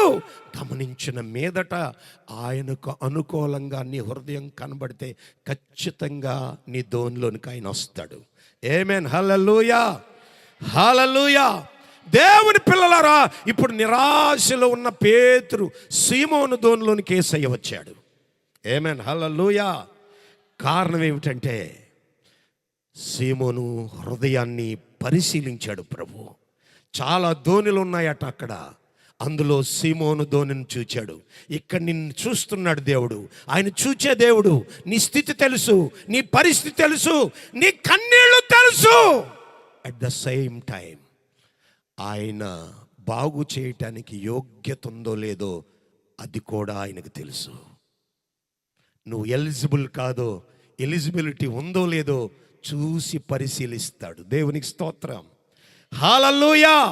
నా దేవుని బిడ్డ, అక్కడున్న వారు అందరినీ చూసినప్పుడు సీమోను బోట్ యేసు ప్రభు వారికి సెట్ అయిపోయింది, దాంట్లోకి ఎక్కాడు. దేవునికి స్తోత్రం, హల్లెలూయా. నా దేవుని బిడ్డ, నిరాశలో ఉన్న బోట్లోనికి, లేదా నిరాశలో ఉన్న జీవితంలోనికి, నిరాశలో ఉన్నటువంటి కుటుంబంలోనికి, నిరాశలో ఉన్న వ్యక్తిత్వంలోనికి కష్టపడి కష్టపడి కష్టపడి కుటుంబం కొరకో, దేవుని రాజ్యం కొరకో ప్రయాసపడి నీ ప్రయాసం మృగ్యమైపోయిన సమయంలో, కృంగిపోయిన సమయంలో నీ జీవితంలోనికి యేసయ్య రావాలనుకుంటున్నాడు. దేవునికి స్తోత్రం, హల్లెలూయా. కనుక ఇప్పుడు వారు ఎవరు అంటే, మొట్టమొదటి క్వాలిటీ నిరాశలో ఉన్నవారు. ఇది ఆత్మ సంబంధమైన బయోడేటా. ఫిజికల్ బయోడేటా ఎవరికి అవసరం లేదు. ఈ రాత్రి నువ్వెవరో చెప్పకమునిపే దేవునికి తెలుసు. నీ అడ్రస్ ఏంటో, నీ విలాసం ఏంటో అన్నీ తెలుసు. కానీ ఈ రాత్రి నీ ఆధ్యాత్మిక విలాసం ఏమిటో దేవునికి తెలియాలి. నువ్వు ఏ స్థితిలో ఉన్నావో, నీ మనసులో ఉన్న పోరాటం ఏమిటి. కేవలం కోరికల కొరకు, అవసరాల కొరకు దేవుడు ఏదో చేస్తాడు, ఖచ్చితంగా చేస్తాడు. చేసేటప్పుడు ఆయన ద్వారా పని చేయటానికి యోగ్యత, అర్హత నీలో ఉందో చూసి చేస్తాడు. స్తోత్రం, హల్లెలూయా, హల్లెలూయా. ఆయన చూచినప్పుడు, ఆయన గమనించినప్పుడు, ఒకవేళ ఈ రాత్రి ఆయన సంచారము, ఆయన వాక్య సంచారము, ఆయన ప్రత్యక్షత సంచారము ఇక్కడ నీవుంటే, ఆయన కన్ను దృష్టిలో ఆయనకు యోగ్యమైన బిడ్డగా నువ్వు సిద్ధపరచుకోగలవా? Can you ready? If you ready, ఒకవేళ నీవు సిద్ధపరచబడగలిగితే ఆయన సిద్ధంగా ఉన్నాడు నీ జీవితాన్ని గొప్ప చరిత్రగా మార్చుట కొరకు. ఆమేన్, హల్లెలూయా. కనుక నిరాశలో ఉన్నవారు, వారి ఆత్మీయ విలాసం ఏమిటంటే నిరాశలో ఉన్నవారు, వారి ఆత్మీయ బయోడేటా ఏమిటంటే నిరాశలో ఉన్నవారు. ఇప్పుడు ధోని ఎక్కాడండి. ధోని ఎక్కిన తర్వాత దేవుని బిడ్డలారు చాలా దూరం తీసుకుని వెళ్ళి ఇప్పుడు ఇక్కడ వాళ్ళు వేయి అని అన్నాడు. ఇక్కడ వాళ్ళు వేయి అన్నాడు. రెండో బయోడేటా చెప్తాను, వినండి. రెండో లక్షణం చెప్తాను. ఇప్పుడు వెంటనే వల వేయకుండా పేతురు తన హృదయ ఆలోచన చెప్తున్నాడు. ఏమనంటే, తన హృదయంలో ఉన్నదంతా చెప్తున్నాడు. ఏమనంటే, రాత్రంతా ఇక్కడ ప్రయాసపడ్డాను, రాత్రి ఇక్కడ ప్రయాసపడ్డాను, నాకేమీ దొరకలేదు. దేవునికి స్తోత్రం, హల్లెలూయా. రాత్రి ఇక్కడే ప్రయాసపడ్డాను, ఇదే సముద్రంలో నీవు తీసుకొచ్చిన స్పాట్లో రాత్రి ఎన్నోసార్లు వల వేశాను, రాత్రి ఇక్కడే విఫలమయ్యాను, రాత్రి ఇక్కడే నా ప్రయాసం మృగ్యమైపోయింది, రాత్రి ఇక్కడే అవమానించబడ్డాను, రాత్రి ఇక్కడే కృంగిపోయాను, రాత్రి ఇక్కడే ది స్పాట్. దేవునికి స్తోత్రం, హల్లెలూయా. ఈ మాట చెప్తున్నప్పుడు ప్రభు అయిన యేసుక్రీస్తుని గురించి సీమోను చెప్తున్నప్పుడు నా హృదయం, నా భక్తి, అంతేకాదు నా పిలుపు, దేవుడు నాకు చేస్తున్న కార్యాలు జ్ఞాపకం వస్తాయి. చూడండి, పేతురు రాత్రి ఇక్కడే ఏం పడలేదట, ఇక్కడే దిగులు చెందాడట, ఇక్కడే అవమానించబడ్డాడు, అంతేకాదు ఇక్కడే నా దేవుని బిడ్డ తృణీకరించబడ్డాడు, ఇక్కడే. దాని అర్థం ఏమిటంటే, దేవుని సేవలో మనం ఎక్కడైతే తృణీకరించబడతామో, ఏ ఇంట్లో అయితే మనుషులు నిన్ను తప్పకుండా తృణీకరిస్తారో, ఎవరైతే నిన్ను నిందిస్తారో, ఎవరైతే వెలివేస్తారో, ఎక్కడైతే నువ్వు అవమానించబడుతున్నావో అక్కడే మన దేవుడు లేపటం ప్రారంభిస్తాడు. దేవునికి స్తోత్రం కలుగును గాక. ఏ మనుషులైతే నిన్ను నిందిస్తున్నారో అదే మనుషులు నిన్ను గణపరిచేటట్టు దేవుడు చేస్తాడు. నా జీవితంలో జరుగుతుంది అదే. నా దేవుని బిడ్డలారా, జాగ్రత్త. ఒక చిన్న సంగతి, పాత నిబంధనలోకి వెళ్తాను. ఏసేపు మన అందరికి తెలుసు. ఏసేపును అన్నదమ్ములందరూ కొట్టి కొట్టి కొట్టి ఒక గుంట్లో పడేశారు, చచ్చిపోతాడని గుంట్లో పడేశారు. అన్నదమ్ములు చేతులై కొట్టాయి, అవమానించే గుంట్లో పడవేశారు, లోతైన గుంటలో పడవేశారు. ఈలోగా వర్తకులు వెళ్తున్నారు, ఐగుప్తి వర్తకులు వెళ్తున్నారు. ఈలోగా పెద్దోడికి ఒక ఆలోచన వచ్చింది, వీడిని ఎలాగే వదిలేస్తే చనిపోతాడు, వేస్ట్, కానీ వీడిని అమ్మేస్తే కొంత డబ్బు కూడా వస్తుంది అని ఇప్పుడు గుంటలోంచి బయటకు తీయవలసిన అవసరం వచ్చింది వేసిన వారికి. దేవునికి స్తోత్రం. ఇప్పుడు గుంటలో వేసింది ఎవరు? వారే. తీసేది ఎవరో తెలుసా? వారే. చప్పట్లు కొడదామా గట్టిగా? హల్లెలూయా, హల్లెలూయా. నా దేవుని బిడ్డ, ఎప్పుడైతే పేతురుని దేవుడు ఎక్కడికి తీసుకుని వచ్చాడో, మై డియర్ సిస్టర్, మనం ఆరాధించు దేవునికి నువ్వు నచ్చితే, మనం ఆరాధించు దేవునికి తగినట్లుగా నీ హృదయాన్ని సిద్ధం చేసుకోగలిగితే, ఈ రాత్రి దేవునికి అనుకూలమైన హృదయంగా, హృదయ వేదికగా నీ కుటుంబాన్ని, నీ వ్యక్తిత్వాన్ని, నీ భక్తిని అలాగూ సిద్ధపరచగలిగితే, ఎక్కడైతే విచారగ్రస్తురాలవై ఉన్నావో అక్కడే సంతోషించేటట్టుగా దేవుడు చేస్తాడు. హల్లెలూయా. ఎడారిని ఏదేను వనంగా మార్చిన దేవుడు, చీకటిని వెలుగుగా చేసిన దేవుడు. ఈ రాత్రి నా దేవుని బిడ్డ, ఎక్కడైతే కృంగిపోయావో, ఎక్కడైతే మనుషులు వెలివేశారో, ఏ ఇంట్లో మనుషులైతే వెలుచూపులకు గురై నిన్ను నీవే నా దేవుని బిడ్డ ఈ రోజున విచారగ్రస్తురాలవై బ్రతుకుతున్నావో, అక్కడే చూడండి, పేతురుని ఇంకో రేవుకు తీసుకెళ్తే బాగుండేది. ఎక్కడైతే ఓడిపోయాడో అక్కడికే దేవుడు తీసుకొచ్చాడు. సేవకులు కూడా అంతే. మరోసారి చెప్తాను మీకు ప్రోత్సాహకరంగా, ఎంతవరకు సేవలో ఓడిపోయారేమో, ఎంతవరకు సేవ ఫలించలేదేమో, ఎంతవరకు మంచి చేపలు మీరు పట్టలేదేమో, దేవుని బిడ్డలారా, ఏ మనుషులైతే ఇక్కడ సేవ అవదు అని చెప్తారో వారి మధ్యనే దేవుడు గొప్ప సేవ మనతో చేయిస్తాడు. హల్లెలూయా, హల్లెలూయా. నా దేవుని బిడ్డలారా చూడండి, ఇప్పుడు పేతురుకున్న రెండో మనస్తత్వం, ఆధ్యాత్మికమైన క్వాలిటీ ఏమిటంటే, ఇప్పుడు అంటాడు, అయ్యా నా చిత్త ప్రకారంగా, నా ఆలోచన ప్రకారంగా, నా ఊహల ప్రకారంగా ఇక్కడ చేపలు పడవు. నువ్వు చెప్పావు కనుక, నీ మాటను బట్టి, దేవునికి స్తోత్రం. అంటే పేతురు యొక్క బయోడేటా ఏమిటంటే, పేతురు మనస్తత్వం ఏంటంటే, ప్రభు మాట కొరకు తన ఆలోచనలన్నీ చంపేసుకుంటాడు. చప్పలు కొడదమ్మా గట్టిగా, హల్లెలూయా. ఈ రోజున చాలా మంది యేసు ప్రభులో ఫెయిల్ అవడానికి, అటు సేవకులు కానీ ఇటు విశ్వాసులు కానీ, ఏదో అనుకుని, ఏదో బిరిగీసుకుని, ఏదో ఊహించి, ఇలా జరగాలి, ఇలా జరగాలి, ఇలా జరగాలి. ఒకవేళ నీ కుటుంబం కొరకు, నీ పిల్లల కొరకు, నీ ఆధ్యాత్మిక అభివృద్ధి, భౌతికమైన ఆశీర్వాదం కొరకు నువ్వేదో ఊహించి, ఏదో ప్రభువుని అడిగి, ఏదో అడిగి ఇది కావాలి, పర్టికులర్గా కావాలి. చాలామంది నాతో చెప్తారు, సేవకులు కూడా చాలామంది ఏం చెప్తారంటే, మనం అడిగేది చాలా పర్ఫెక్ట్గా క్లియర్గా ఉండాలి పాస్టర్ గారు. కారణం ఏంటంటే, పాల్ యాంగిచ్చో గారి పుస్తకంలో చదివాను నేను అని చాలామంది అంటారు. ఆయన పాల్ యాంగిచ్చావు, నువ్వు పాల్ యాంగిచ్చావు కాదు. దేవుడు అందరిని ఒకే యాంగిల్లో ఆయన చేయడానికి ఒక ఆధారాన్ని కోరడు. దయచేసి గమనించాలి. మనం ఊహించిన దాన్ని బట్టి ఆయన చేయడు, మనం కోరుకున్న దాన్ని బట్టి చేయడు. నా దేవుని బిడ్డ, మనము మన కోరికలు, మన ఆలోచనలు స్వార్థ చింతనతో ఉండొచ్చేమో, నీకు లాభము అనుకోవచ్చేమో. నీ క్షేమాన్ని కోరే దేవుడు ఉన్నాడు, నీ క్షేమాన్ని నీకంటే ఎక్కువగా ఆలోచించే దేవుడు ఉన్నాడు. ఒకవేళ కొన్ని పర్యాలు నీకు క్షేమాన్ని ఇవ్వకపోవచ్చు, నీ ఊహలు నీ కుటుంబాన్ని అభివృద్ధి చేయకపోవచ్చు, నీ ఆలోచనలు నీ కుటుంబానికి నిష్ప్రయోజనం కావచ్చు. కానీ దేవుడు ఆలోచించటం ప్రారంభిస్తే, దేవునికి స్తోత్రం, హల్లెలూయా. దేవుడు ఒక కార్యం చేయడానికి బ్రదర్, ఏలియాను ఆధారం చేసుకునో, అబ్రహామును ఆధారం చేసుకునో చేయడు. మనందరికీ తెలుసు, ఇదే లోకా గారు రాశారు. 4 అధ్యాయాల్లో యేసు ప్రభు వారు ఆత్మచేత నింపబడి, ఆత్మచేత నడిపించబడుతున్నారట. నడిపించబడుతున్న సమయంలో శోధన వచ్చింది, టెంప్టేషన్స్. 3 టెంప్టేషన్స్ వచ్చాయి. మొదటిది ఆకలి, రెండవది అధికారం, మూడవది వాక్యం. మొదటి టెంప్టేషన్ ఏంటో తెలుసా? సాతానుడు వచ్చి అంటాడు, ఇదిగో నువ్వు ఆకలిగా ఉన్నావు కదా, ఈ రాయిని అంటే, సాతానుడు అనేది ఏంటంటే, రాయిని ఆధారం చేసుకుని రొట్టె చేయి. ఎప్పుడైనా గమనించారా? మనం ఆరాధించు దేవుడు శూన్యంలోనే సమస్తము చేస్తాడు. ఈ భూమిని కలుగు చేయడానికే ఆధారం ఉంది, ఆకాశాన్ని చేయడానికే ఆధారం ఉంది.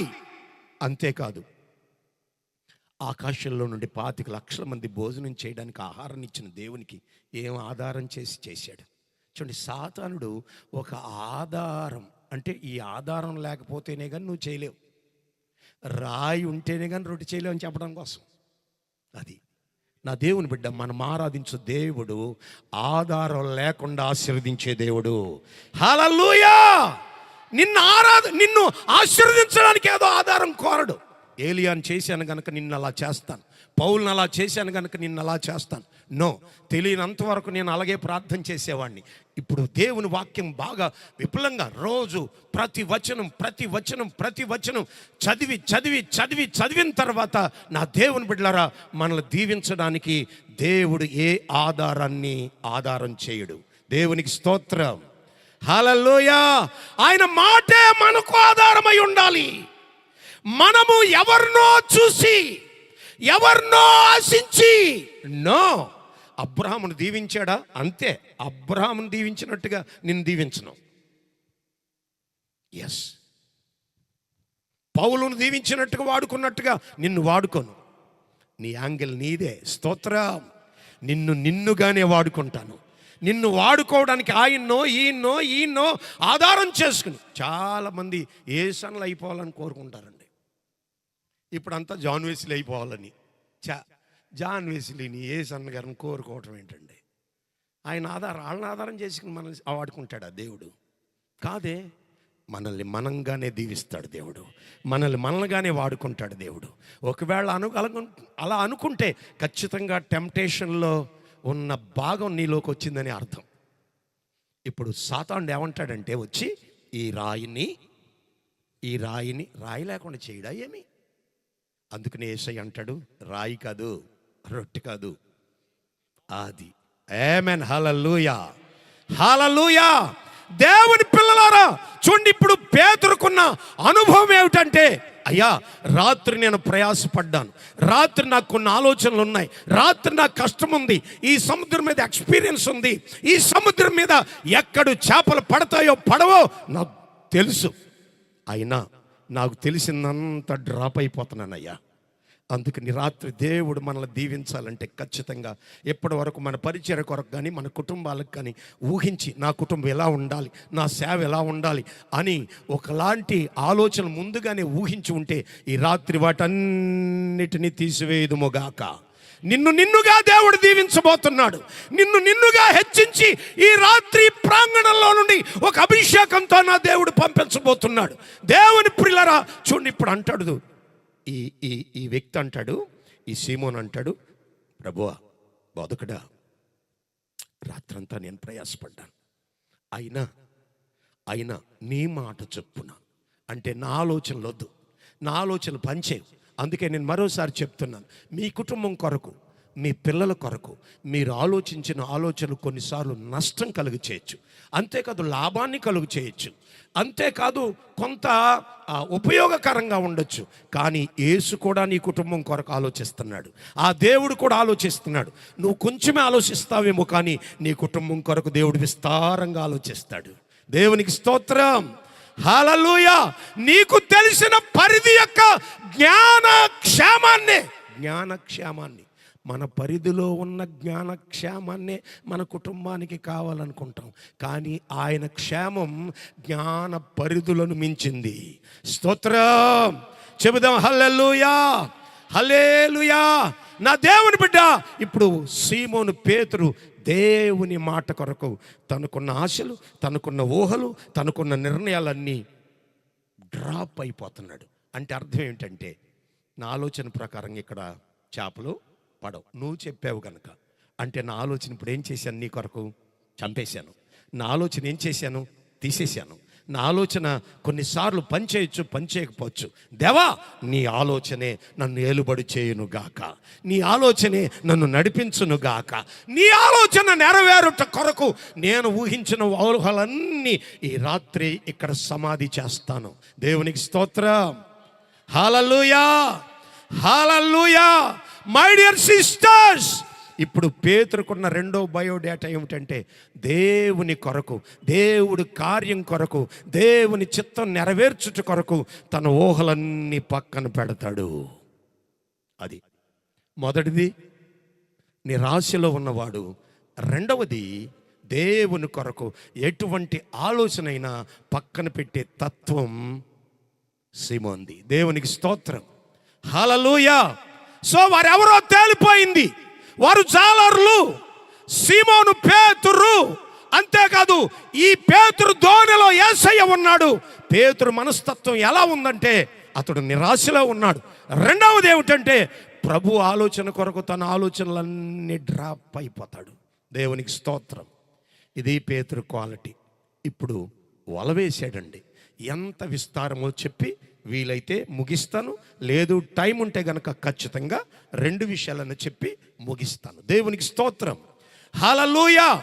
యేసుక్రీస్తు ప్రభు ఆలోచన కొరకు తన ఆలోచనలు డ్రాప్ అయిపోయి ఇప్పుడు వల వేశాడండి. వల లాగుతున్నాడు, వల లాగాడు. వల లాగితే జరిగింది ఏమిటంటే, వలలో విస్తారమైన చేపలు పడ్డాయి.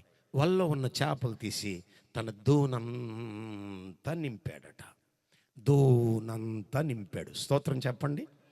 అంటే అతడు దోణి నిండిపోయింది, నిండునంతా, ఫుల్. ఫుల్ఫిల్. నా దేవుని బిడ్డలారా, జాగ్రత్త. ఖాళీ లేనంత దీవెన, ఖాళీ లేనంత ఆశీర్వాదం. అంటే ఒక్క మాటలో చెప్పాలంటే సమృద్ధి అయిన దీవెన.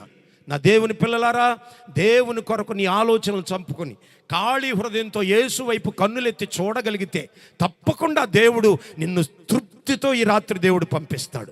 సమృద్ధి అయిన దీవెనతో పంపిస్తాడు. కొలత లేని దీవెనతో పంపిస్తాడు. దోనంతా నిండిపోయింది. దోనంతా కంప్లీట్గా నిండిపోయింది. కరువు తీరిపోయింది. నేనేమంటానంటే, ఒక చారిత్రాత్మకమైన దీవెన పొందాడు సీమోను. స్తోత్రం, హల్లెలూయా. అతడు దీవించబడ్డాడు. అతని దరిద్రం పోయింది. అతని మనసు ఉల్లాసించబడింది. అతను గొప్ప దీవెనతో నింపబడ్డాడు. తాను హృదయం ఆనందంతో ఉంది. తన దోనంతా దీవెనతో ఉంది. అయితే విచిత్రం చెప్పనా?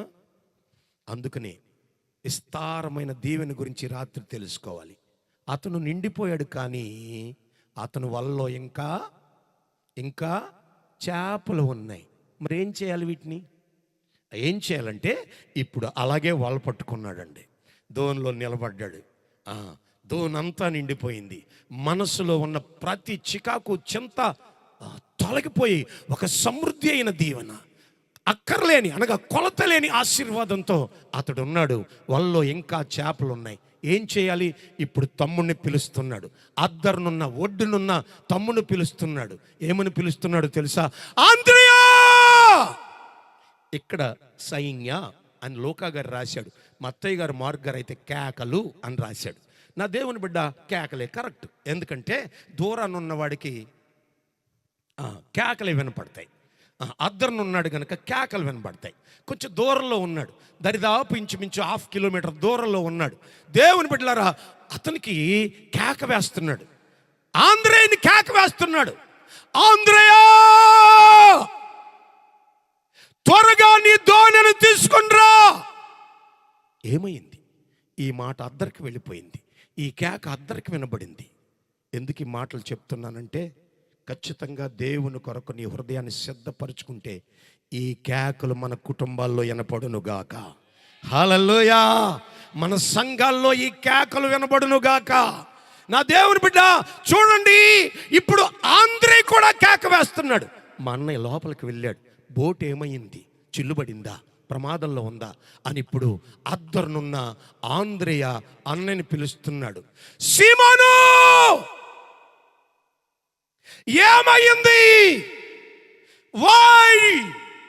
ఎందుకు నన్ను పిలుస్తున్నావు? ఇప్పుడు మరలా సీమోను కేకేస్తాడు. ఏమనో తెలుసా? నీ హృదయ పలకల మీద రాయబడును గాక.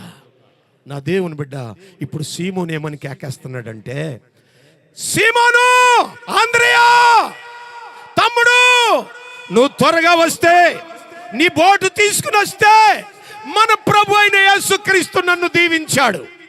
మన ప్రభు అయిన యేసు నన్ను ఆశీర్వదించాడు. నువ్వు బోటు త్వరగా తీసుకుని వస్తే నేను నిన్ను దీవిస్తాను.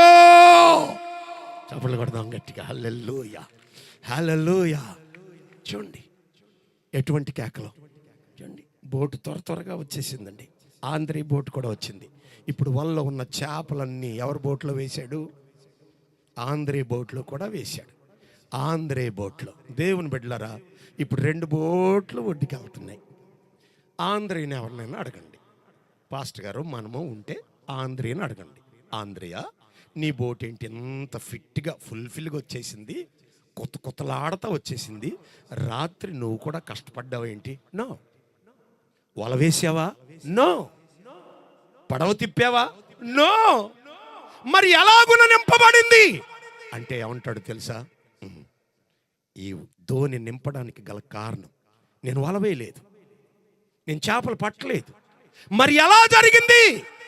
ఇంత దీవెనకరమైన ఆశీర్వాదం, ఇంత విస్తారమైన దీవెన ఎలా జరిగింది అంటే, అతడు ఏమని సాక్ష్యం చెప్తాడో తెలుసా? ఎందుకు ఈ మాట చెప్తున్నానంటే, ఈ సాక్ష్యం, ఆంధ్రే సాక్ష్యం మన కుటుంబాల్లో వినబడునుగాక, మన సంఘాల్లో వినబడునుగాక. ఇప్పుడు ఆంధ్రే ఏమంటాడంటే, నో బ్రదర్, నేను వలవేయలేదు, నేను పడవ నడపలేదు, నేను రాత్రంతా కష్టపడలేదు. నా ప్రభు నా అన్నయ్యని దీవించాడు, నా అన్నయ్య నన్ను ఆశీర్వదించాడు. దేవునికి స్తోత్రం, హల్లెలూయా. ఈ రాత్రి దేవుని బిడ్డ ఆంధ్ర స్టేట్మెంట్ విన్నారా?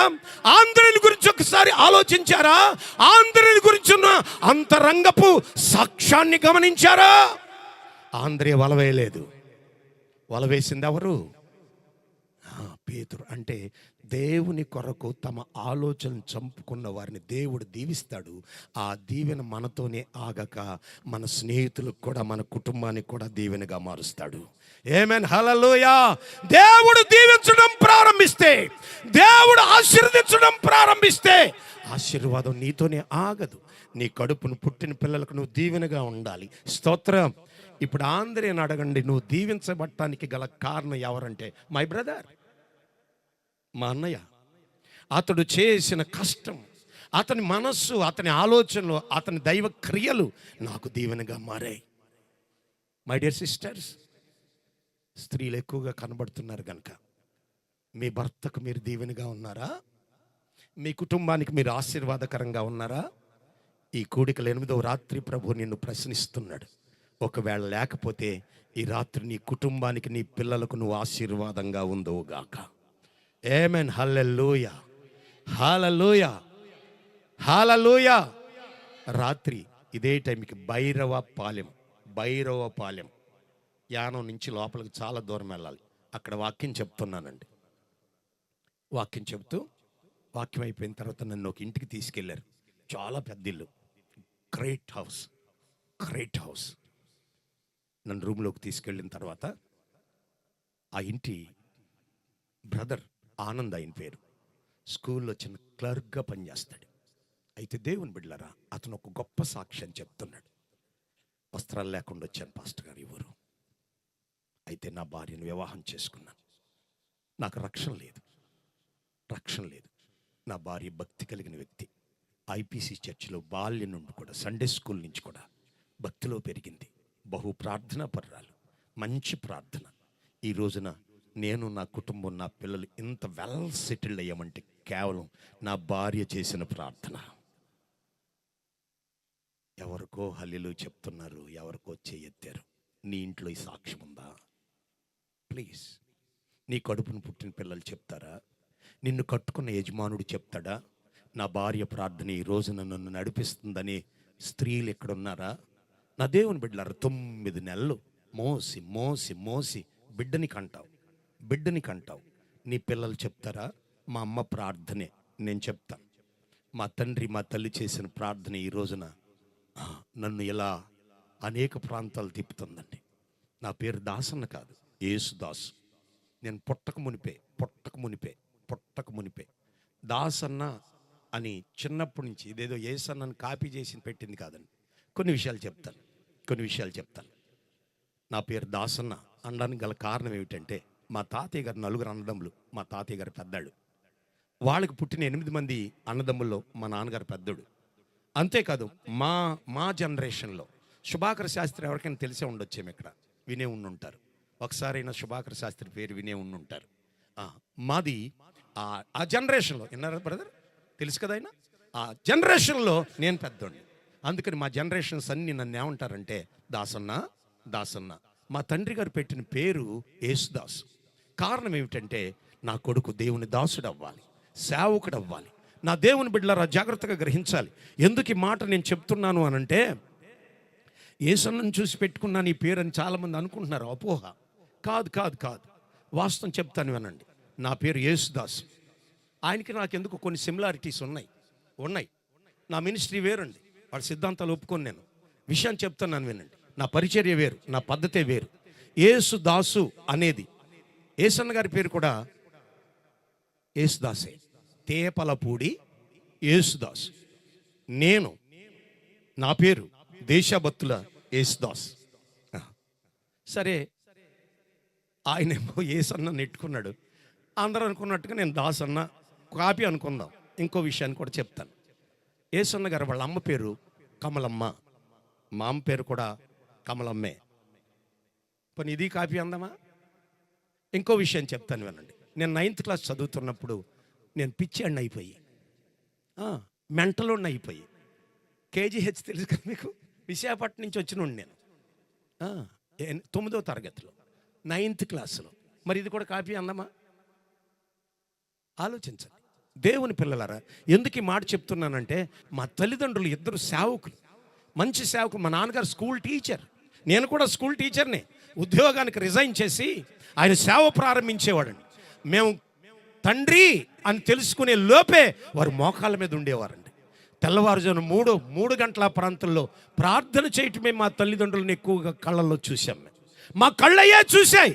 అంతేకాదు మా తండ్రి గారు నేను సేవకుడిని అవ్వాలి అని ప్రార్థన. మా అక్కగారు పుట్టారు. మా అక్కగారు పుట్టిన 6 సంవత్సరాల వరకు నేను పుట్టలేదు. చాలా గ్యాప్. ఈ గ్యాప్ అంతా మా తల్లిదండ్రులు ప్రార్థన చేశారు, ఒక కొడుకునిస్తే నీ సేవకి ఇస్తామని. అయితే నేను దాన్ని ఒప్పుకోలేదండి. ఒప్పుకోకుండా నేను కూడా స్కూల్ టీచర్ని అయిపోయాను. తణుకు మీ అందరికీ తెలుసేమో. చెప్తాను వినండి. భీమవరం డిఎన్ఆర్ కాలేజీలో ఎంఏ చదువుతూ ఉంటుండగా, ప్రీవియస్ చదువుతూ ఉంటుండగా నెల్లూరు ఇక్కడే కాంప్రహెన్సివ్ కాలేజ్ బీఈడి కాలేజీలో బీఈడి సీట్ వచ్చింది. బిఎడ్ చేశాను. 90లో డిఎస్సి రాశాను. స్కూల్ టీచర్గా నా జీవితం ప్రారంభమైందండి, గవర్నమెంట్ స్కూల్ టీచర్గా. అయితే మా తల్లిదండ్రులు ప్రతిదానికి చిన్నప్పటి నుంచి సేవ అని ప్రార్థన చేశారు. నేను నో అంటూ ఉండేవాడిని. దేవుని పిల్లలారా, ఇక పెద్దవాడిని అయిన తర్వాత కంట్రోల్ తప్పటం అంటే వాళ్ళ మాట వినకుండా అయిపోయింది. నన్ను విడిచిపెట్టేశారు, కానీ ప్రార్థన విడిచిపెట్టలే. దేవునికి స్తోత్రం. వాళ్ళు ప్రార్థనే చేస్తూ ఉండేవారు, వీడు నీ సేవ చేయాలి. నా దేవుని బిడ్డ, వారు అనుకున్నట్టుగానే, వారు ఆశించినట్టుగానే నేను ఉద్యోగం చేస్తుంటుండగా దేవుడు ఒక దెబ్బ కొట్టాడు. ఉద్యోగాన్ని విడిచిపెట్టి ఈ పని ప్రారంభించాం. నా దేవుని పిల్లల స్తోత్రం చెప్పక్కర్లేదు, ఇది పెద్ద విషయం కాదు. నా దేవుని బిడ్డలరా, ఎందుకు ఈ మాట చెప్తున్నానంటే, నీవు అనుకున్నట్టుగా నీ బిడ్డలు సిద్ధపరిచావా? నీవు కోరుకున్నట్టుగా ఏదో అనుకుంటాం. ఎందుకు ఈ మాట చెప్తున్నానంటే, మీరంతా క్రైస్తవ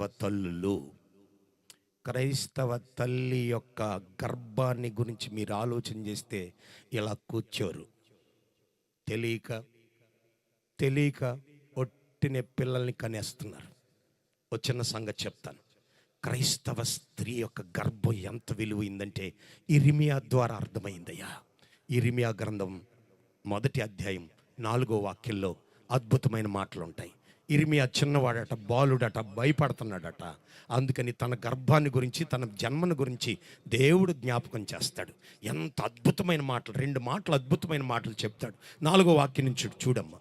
యెహోవా వాక్కు నాకు ప్రత్యక్షమై. ఇర్మియా గ్రంథం స్త్రీలు బాగా గమనించాలి.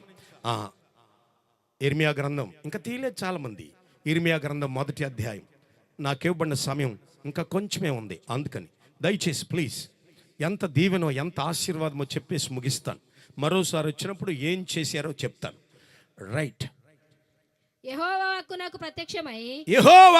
నాకు ప్రత్యక్షమై ఇలాగు సెలవిచ్చెను. గర్భములో నేను నిన్ను రూపింపక మునుపే. ఇర్మియా, నీ గర్భము అంటే తల్లిని జ్ఞాపకం చేస్తున్నాడు. మై డియర్ సన్ జెర్మియా, నీ తల్లి గర్భంలో నువ్వు పెండంగా పడక మునిపే చూడండి, నేను నిన్ను ఎన్నుకున్నాను. అంతేకాదు, రెండవది ప్రతిష్ఠించాడట. ఎప్పుడు ప్రతిష్ఠించాడు? తల్లి గర్భములో పడక మునుపు. అంటే ఇప్పుడు గర్భం పిండంగా ఏర్పడిన ఇర్మియాతో పాటు ప్రతిష్ఠ కూడా గర్భంలోకి వచ్చింది. నా దేవుని బిడ్డలారా, ఇప్పుడు దేవుడు అంటాడు, తల్లి గర్భములో నువ్వు పడక మునిపే నిన్ను నేను ప్రతిష్ఠించాను. అంటే గర్భములో పడక మునిపే ఇర్మియాను ప్రతిష్ఠించాడు గనక ఇప్పుడు ప్రతిష్టతో పాటు గర్భంలోకి వచ్చాడు. దేవునికి స్తోత్రం. అంటే క్రైస్తవ తల్లి యొక్క గర్భం ఎంత దేవుని 2 మాటలు ఉంటాయండి. గర్భములో పిండముగా పడక మునిపే నిన్ను నేను ఎరుగుదును. అంతేనమ్మా? మొదటిదదేనా?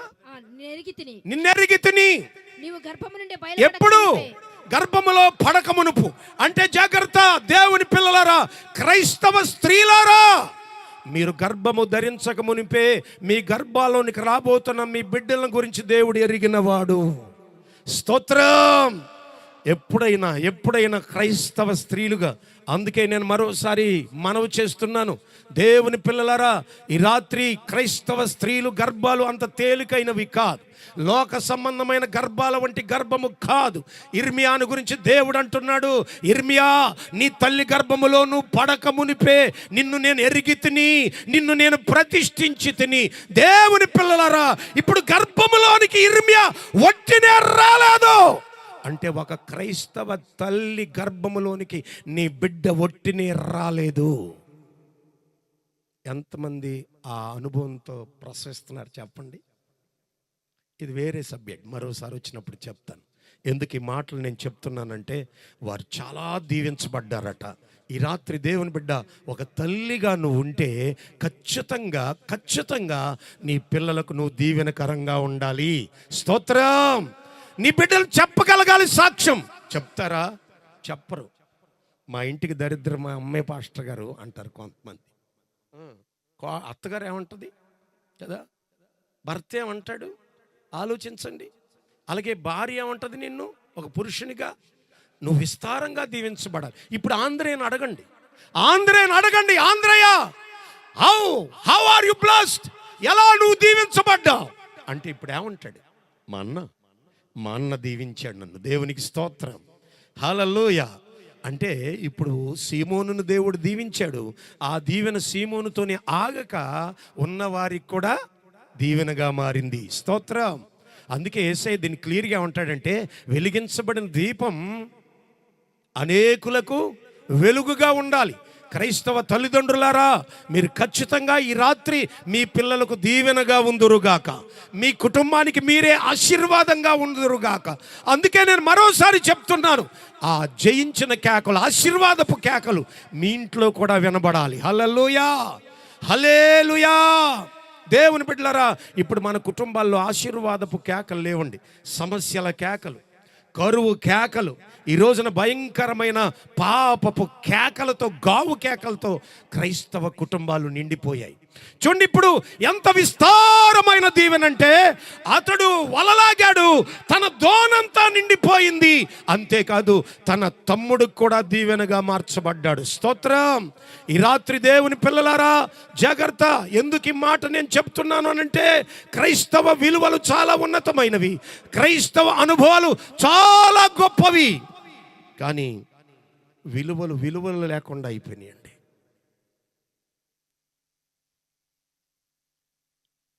ఇఫ్ యూ డోంట్ మైండ్, దైవజనులు నన్ను ఏమనుకోకపోతే, తప్పకుండా వాళ్ళ దీవెన, వాళ్ళ ఆశీర్వాదం, అనగా దేవుడు మనకిచ్చిన సంఘపు ఆశీర్వాదం, దానికి కారకులుగా మనం ఉండాలి. దేవునికి స్తోత్రం.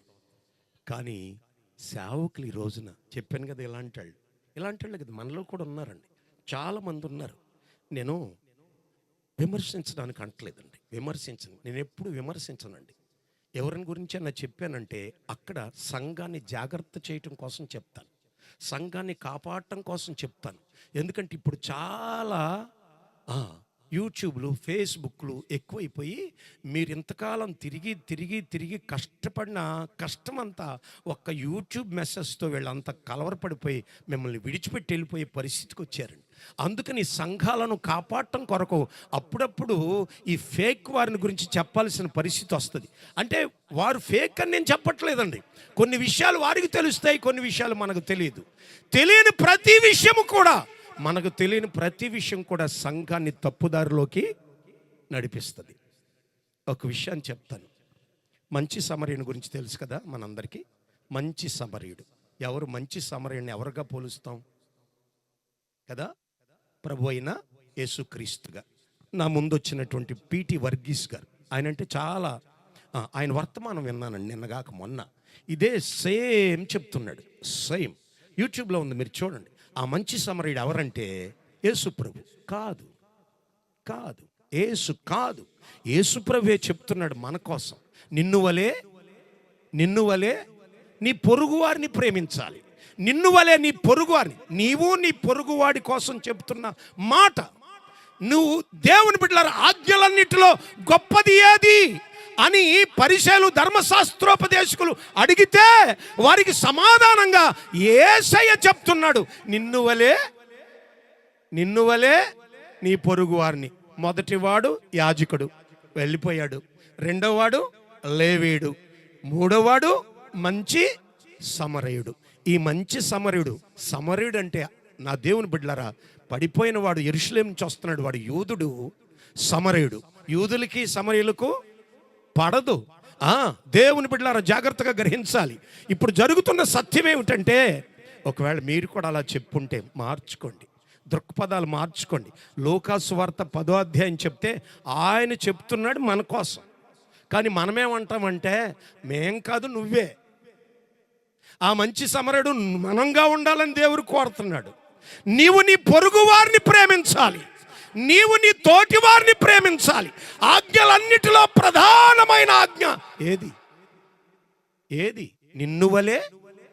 యేసయ్య కోసం అది కాదే. మీరు అక్కడ చదవండి, ఆయన చెప్తున్నాడు నిన్ను వలే నీ పొరుగు వారిని. ఇప్పుడు ఈ కథ నిన్ను నీ పొరుగువాడి కోసం కదా చెప్పింది. ఇప్పుడు పొరుగువాడిని మనలో మానేసి యేసయ్యని పెట్టేసాం దాంట్లో. యేసు ఎప్పుడు ప్రేమించేవాడే కదా. యేసు ప్రేమ నీకు లేదనే కదా చెప్పేది, నీకోసం చెప్పేది కదా. ఒకవేళ మీరు కూడా అలా చెప్పుంటే నన్ను మన్నించండి, అది రాంగ్ ఇంటర్ప్రిటేషన్. ఈ రోజున సేవకులంతా సొంత అల్లికలు అల్లేస్తున్నారండి, సేవకులు అల్లేస్తున్నారు. ఎందుకంటే బైబిల్ని పట్టి ప్రతి అక్షరం చదవక. నా దేవుని బిడ్డలారా, ఒక లేవీయుడు వెళ్ళాడు. ఎందుకు ఈ మాట నేను చెప్తున్నానంటే, దైవజనులు పిటి వర్గీస్ గారు ఈ మాట ఇది యూట్యూబ్లో ఉంది, చూసి చాలా బాధపడ్డాను. ఈ వర్తమానం ఎంతమంది నుండి ఉంటారు, ఎంతమంది నేర్చుకున్న సేవకులు కూడా వాళ్ళ సంఘాల్లో ఎలా బోధించేసి ఉంటారు. ఒక సేవకుడు తప్పకుండా కొంచెం మార్గం తప్పితే అనేక సేవలు పాడైపోతాయి. ఈ రాత్రి దేవుని పిల్లలారా, మంచి సమరయుడు యేసు కాదు, మనము. దేవునికి స్తోత్రం, హల్లెలూయా. నీ తోటి వారు నువ్వు ప్రేమించవు. సేవకుని ప్రేమించని పరిస్థితులు, ఒకరి మీద ఒకరికి ద్వేషం, ఒకరి మీద ఒకరి పోటీ. అందుకని చెప్పాడు, మీరు ప్రేమ కలిగి ఉండాలి. మన సాతానుడు ఏం చేశాడంటే, కాదు నువ్వు కాదు, యేసు ప్రభు మీదే పెట్టే దాన్ని. ఆ మంచి సమరయుడు ఎవరు? యేసయ్యే. ఒకసారి ఆలోచించేయండి, మీరు ఇంటికి వెళ్ళిన తర్వాత చదవండి. ఆయన చెప్తున్నాడు ఈ కథ, తన గురించి తాను చెప్పుకోవట్లే ఈ కథని. నేనే మంచి సమరయుడిగా వచ్చానని చెప్పేసును కాదు, మీలో మిమ్మల్ని మీరు మీ పొరుగు వారిని ప్రేమించాలి. Love your neighbour. పొరుగు వాడిని తీసేశారండి, మనం తీసేసి యేసు ప్రభువుని పెట్టేశారు. అంటే మేము ప్రేమించాం, మాకు చేత కాదు, నువ్వే ప్రేమించుకుంటుండు. ఇదా? చూడండి, పెద్దవారు, ఆయన చాలా పెద్దవారు. మీ బోధలు నేను వినలేదు, వారి బోధ విన్నాను గనుక అటువంటి వారిని నేను వాడనండి. దేవుని వాక్యం, దేవునికి స్తోత్రం చెబుదాం, హల్లెలూయా. ఎందుకు ఈ మాట నేను చెప్తున్నాను అనంటే, దేవుని పిల్లలారా, బైబిల్ చెప్తుంది, దేవుని వాక్యం చెప్తుంది, వారు అలాగు చేసి విస్తారమైన చేపలు పట్టారు. దేవునికి స్తోత్రం, హల్లెలూయా. ఏం చేశారు? 2 నిమిషాలు ఉంది కనుక 2 నిమిషాలు అవ్వదు. ఇప్పుడు దాకా చెప్పిన చరిత్ర ఎంతో, ఏం చేశారో చెప్పడం అంత టైం పడుతుంది. సో కనుక తప్పకుండా మనం చేయాల్సింది చెయ్యాలి. స్తోత్రం, హల్లెలూయా. ఏం చేశారు అనంటే జాగ్రత్తగా వినండి, చిన్న వివరం చెప్పేసి వెళ్తాను. యేసుక్రీస్తు ప్రభువారు ఆ దోణి ఎక్కింది చేపలు పట్టడానికి కాదు, అది గుర్తించాలి. చేపలు పట్టడానికి కాదు. నా దేవుని బిడ్డలారా, యేసుక్రీస్తు ప్రభువారు ఆ సముద్రం దగ్గరికి వచ్చినప్పుడు విస్తారమైన జనసమూహం ఆయన మీదకి వచ్చి పడుతున్నారు. కుంటివారు, గుడ్డివారు అనేక మంది వచ్చి పడుతూ ఉన్నారు. అయితే వారికి వాక్యం బోధించాలనుకున్నాడు. ఎదర మనుషులు వచ్చి మీద పడుతున్నారు, వెనకాల సముద్రం ఉంది. వెంటనే అయ్యో, వీరికి వాక్యాన్ని చెప్పాలని అప్పుడు బోట్ ఒకదాన్ని వెతికాడండి. వెతికితే అక్కడ సీమోను బోట్ దొరికింది, అందులోకి ఎక్కాడు. దేవునికి స్తోత్రం, హల్లెలూయా. ఇప్పుడు సీమోను దోణిలో నుండి యేసుక్రీస్తు ప్రభువారు దేవుని వాక్యాన్ని ప్రకటిస్తున్నారు. దేవునికి స్తోత్రం, హల్లెలూయా. సీమోను దోణి వేదికగా మార్చుకున్నారు యేసు ప్రభు. ఇది వేదిక, మనందరికి ఒక బలిపీఠం లాంటిది. వేదిక వేదిక వేదిక. నా దేవుని బిడ్డ, ఇప్పుడు సీమోను దోణి, సీమోను యొక్క హృదయం, సీమోను యొక్క తత్వం, సీమోను భక్తి యేసు ప్రభు వారికి వేదిక అయింది. ఏ వేదిక అంటే స్వార్థను పంచే వేదిక. స్తోత్రం. అందుకే అక్కడ రాయబడింది. 2-3 వాక్యాలు చదివితే, 2-3 వాక్యాలు చదివేమ్మా. నేను బైబిల్ మూసేశాను. ఆ సరస్సు తీరమున ఆ సరస్సు తీరమునున్న 2 దోణిలను చూచెను. 2 దోణిలను చూచెను. జాలరులు వాటిలో నుండి దిగి తమ వలలు కడుగుచుండిరి. ఆయన ఆ దోణిలో సీమోనుదైన దోణి ఎక్కి దరి నుండి కొంచెము త్రోయమని అతనిని అడిగి కూర్చుండి. ఆమేన్, హల్లెలూయా. కూర్చుండి, ఆ దోణిలో కూర్చుండి. చదువమ్మా. దోణిలో నుండి సమూహములకు బోధించుచుండెను. చప్పట్లు కొట్టండి ఒకసారి. హల్లెలూయా. ఇప్పుడు దోణిని యేసు ప్రభు కావాలన్నదని ఎందుకోసం? చేపలు పట్టడానికి కాదండి. అది గమనించాడు, సీమోను గమనించాడు. నా దేవుని బిడ్డ, ఇక్కడ కూర్చున్న మన హృదయ దోణిలోనికి యేసు వచ్చింది చేపలు పట్టడానికి కాదు. నీలో నుండి దేవుని మాటలు వినిపిస్తావని, నీలో నుండి దేవుని స్వార్థ వెలువడుద్దని నీ హృదయాన్ని దేవుడు వేదికగా చేశాడు. స్తోత్రం, హల్లెలూయా. నీ హృదయాన్ని దేవుడు వేదికగా మార్చుకున్నాడు. నీ హృదయంలో యేసు ఉంటే యేసు మాటలు మాట్లాడాలి. నశించిపోతున్న వారు చాలామంది ఉన్నారు. నీ ఇంట్లో ఉన్నారు. స్త్రీలు చాలామంది ఉన్నారు. పురుషులు లేరు. మీ పిల్ల లేరు. మీ బంధువు లేరు. నా దేవుని బిడ్డ, ఈ దోణిలోనికి యేసు వచ్చింది చేపలు పట్టడానికి కాదు. చేపలని సెకండరీ. ఏ దోనైతే దేవుని పని చేస్తుందో, ఏ దోనైతే ఆత్మల భారం కలిగి ఉంటుందో, ఏ దోనైతే స్వార్థ భారం కలిగి ఉంటుందో. ఈ రోజున చాలామంది స్వార్థ భారం లేదు, రక్షణ భారం లేదు. నా పిల్లలు మారాలి, నా కుటుంబం మారాలి లేదు, దేవుడు ఏదో చెయ్యాలి. అందుకే చెప్పాను కదా, ఇలాంటి ఫాల్స్ బోధకులంతా రండి దేవుడు చేస్తాడు, ఫాల్స్ చేసేస్తున్నారండి. దేవుడు చేయడని కాదు, చేసే పద్ధతి ఉంది. ఆ పద్ధతి సేవకులకు గమనించట్లేదు. నేను చెప్తున్నాను, మా కాకినాడలో అమ్మ తేజ కాపాడటం కోసమే, మిమ్మల్ని విమర్శించడం కోసం కాదు. నేను అటువంటి వాడిని కాదండి. మిమ్మల్ని కాపాడుకోవాలి. స్తోత్రం. సేవకులు అందుకే మమ్మల్ని కాపరులు అన్నారు. కాపరు అంటే ఏం చేస్తాడు? కాపాడుతాడు. ఏమండే అయ్యగారు, కాటికే కాపరు ఉన్నాడా లేదా? కాటి కాపరు ఉంటాడు కదా. మరి సంఘానికి కాపరి ఏం చేయాలి? దుర్బోధల నుండి మిమ్మల్ని కాపాడుకోవాలి. స్తోత్రం, హల్లెలూయా. దేవుని సేవకులు మీ కొరకు ప్రయాసపడుతున్నారు. గిద్యోను గారు వారి కుటుంబం మీ కొరకు ప్రయాసపడుతున్నారు. ఒక్కసారి అద్భుతాలు రండి, అద్భుతాలు పొందండి. ఏం పొందుతావు చూడండి, జాగ్రత్తగా గ్రహించాలి. ఇన్స్టెంట్ కాఫీ లాగా ఈ రోజున చాలామంది, మా ఊరిలో సిస్టర్ గారు ఉన్నారండి, బ్రాహ్మణ్ సిస్టర్. నేనంటే అసలు పడదు, చాలా భయంకరంగా తిడుతుంది. ఆమెకి 2 పిల్లలు ఉన్నారండి, ఎదిగొచ్చిన వాళ్ళు, బాగా ఎదిగారు. పెళ్ళిళ్ళు కాలేదు. చెప్పమంటారా? ఒక ఆమెకి 38, ఒక ఆమెకి 41. ఇంత వయసు వచ్చింది. నన్ను రోజు తిడుతుందండి. అప్పుడప్పుడు చెప్పి కూడా చూపిస్తూ ఉంటుంది. కయ్యానికి కాలు దువ్వుద్ది. ఒకరోజు నేను వెళ్తుంటే నా స్కూటర్కి అడ్డుగా నిలబడిపోయి అంటది, తమ్ముడు గారు నేను మీ చర్చికి రావాలనుకుంటున్నాను అంతే. వెంటనే ఏమందో తెలుసా? బాప్తీసం కూడా పొందుతాను అంది. అని వెంటనే మళ్ళీ ఏమందో తెలుసా? నేను బాప్తీసం పొందితే నా 2 పిల్లలకి, అంటే ఇప్పుడు బాప్తీసం రక్షణ ఎందుకు ఆలోచించండి. అంటే ఏమి రక్షణ అక్కర్లేదు, పాపం నుండి విమోచన అక్కర్లేదు. ఇన్స్టెంట్గా పిల్లలకి ప్రభు తిరిగేసి, ఎక్కడ వీళ్ళకి కుదిరినటువంటి అబ్బాయి అన్నాడు వెతికి పట్టుకుని వచ్చి ప్రభు ఏం చేయాలంటే పెళ్ళిళ్ళు చేయాలి. ఇదా నీ అద్భుతం? దేవుని పిల్లలారా, ఇక్కడ కూర్చున్న మీ హృదయాలను ఒకసారి చెక్ చేయండి. మీ హృదయ ధోనిలో యేసు ఉంటే, యేసు అందుకు రాలేదు. యేసు నీ ద్వారా గొప్ప పని చేయాలని వచ్చాడు. దేవునికి స్తోత్రం.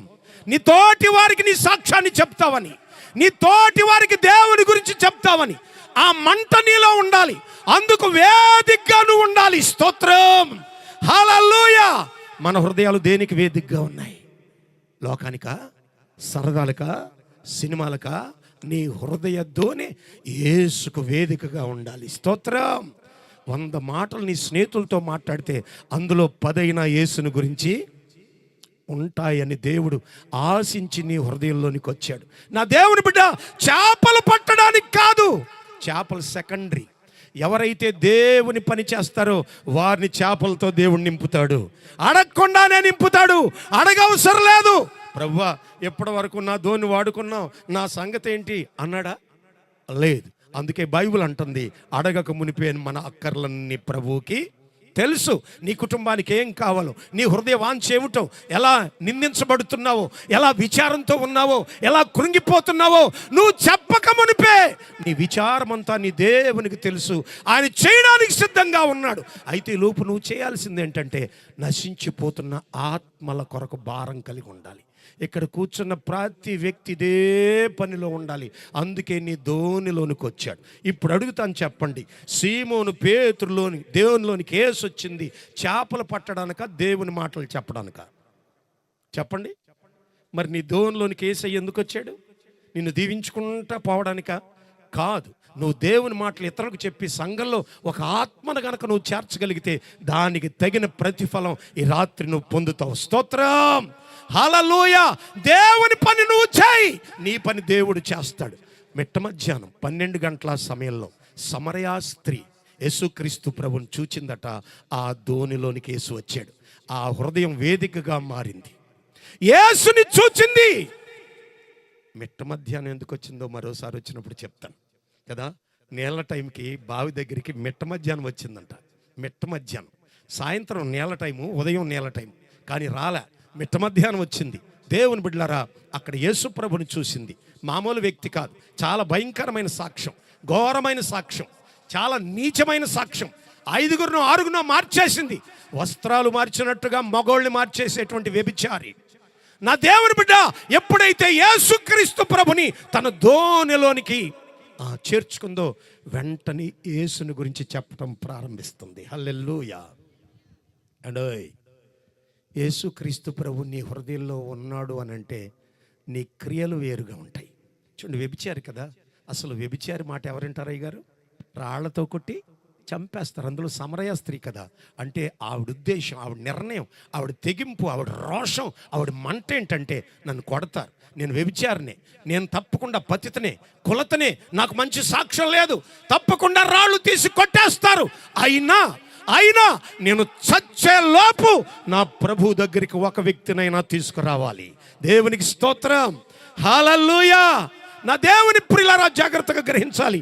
దేవుని వాక్యం సెలవిస్తోంది. ఎస్, వెళ్ళింది, ఊర్లోనికి వెళ్ళింది, ప్రభువుని గురించి చెప్పడం ప్రారంభించింది. అయ్యా, అమ్మా, మెస్సయ్య వచ్చాడు, బావి దగ్గర ఉన్నాడు. నా దేవుని బిడ్డలారా, ఊర్లో అనేక మందిని ఒక వ్యభిచారపు స్త్రీ నడిపించింది. నువ్వు ఒక్క వ్యక్తిని కూడా నడిపించకుండా దేవుడు ఏదో చెయ్యాలని ఎదురు చూస్తున్నావు. దేవుని పని చేయి, ప్రభు నీ పని చేస్తాడు. నువ్వు దేవుని పని చేస్తావని దేవుడు ఆశతో నీ హృదయంలోకి వచ్చాడు. Don't laugh. మనకు మంచి సాక్ష్యం ఉంది కదా, వీఆర్ గుడ్ ప్రేయర్ఫుల్స్ కదా. పెద్ద సాక్ష్యం, అద్భుతమైన క్యారెక్టర్. ఒక్క వ్యక్తినైనా తీసుకొచ్చారా? మన వాళ్ళు ఏం చేస్తారంటే, తీసుకురారయ్యా, తీసుకెళ్తారు. కష్టపడి పోగు చేసుకుంటే తీసుకెళ్తారు. అద్భుతాలు వచ్చాయి, అమ్మతేజ వచ్చాడు. చూడండి, నా దేవుని బిడ్డలారా, బైబిల్ చెప్తున్న గొప్ప సత్యాలు ఇవి, గొప్ప సత్యాలు. చాలామంది ఉన్న ఆత్మ సంబంధమైన ఈ మందిరాన్ని విడిచిపెట్టేసి బయటికి తీసుకెళ్తా ఉంటారు. ఆమె వ్యభిచారి బయట వాళ్ళని యేసయ్య దగ్గరికి తీసుకొచ్చింది. దేవునికి స్తోత్రం. ఒక వ్యభిచారి సాక్ష్యం కలిగిన వ్యక్తి. నీకు మంచి సాక్ష్యం ఉందిగా సంఘంలో. ఎవరిని తీసుకొచ్చావు? ఓ చిన్న సంగతి చెప్పేసి ముగిస్తాను. మా నాన్నగారు నేను సేవ కొత్తకొచ్చిన దినాలు హైందవుల మధ్య సేవ ప్రారంభించారు. మాది పల్లెటూరు, గోపాలపురం. అందరు రెడ్లే. ఒక 10-15 మంది ఉంటారు. 10-15 మంది. అయితే దేవుని బిడ్డలారా, అప్పటికి సేవ ప్రారంభించి 8 సంవత్సరాలు అయింది. 10-15 మందే ఉంటారు.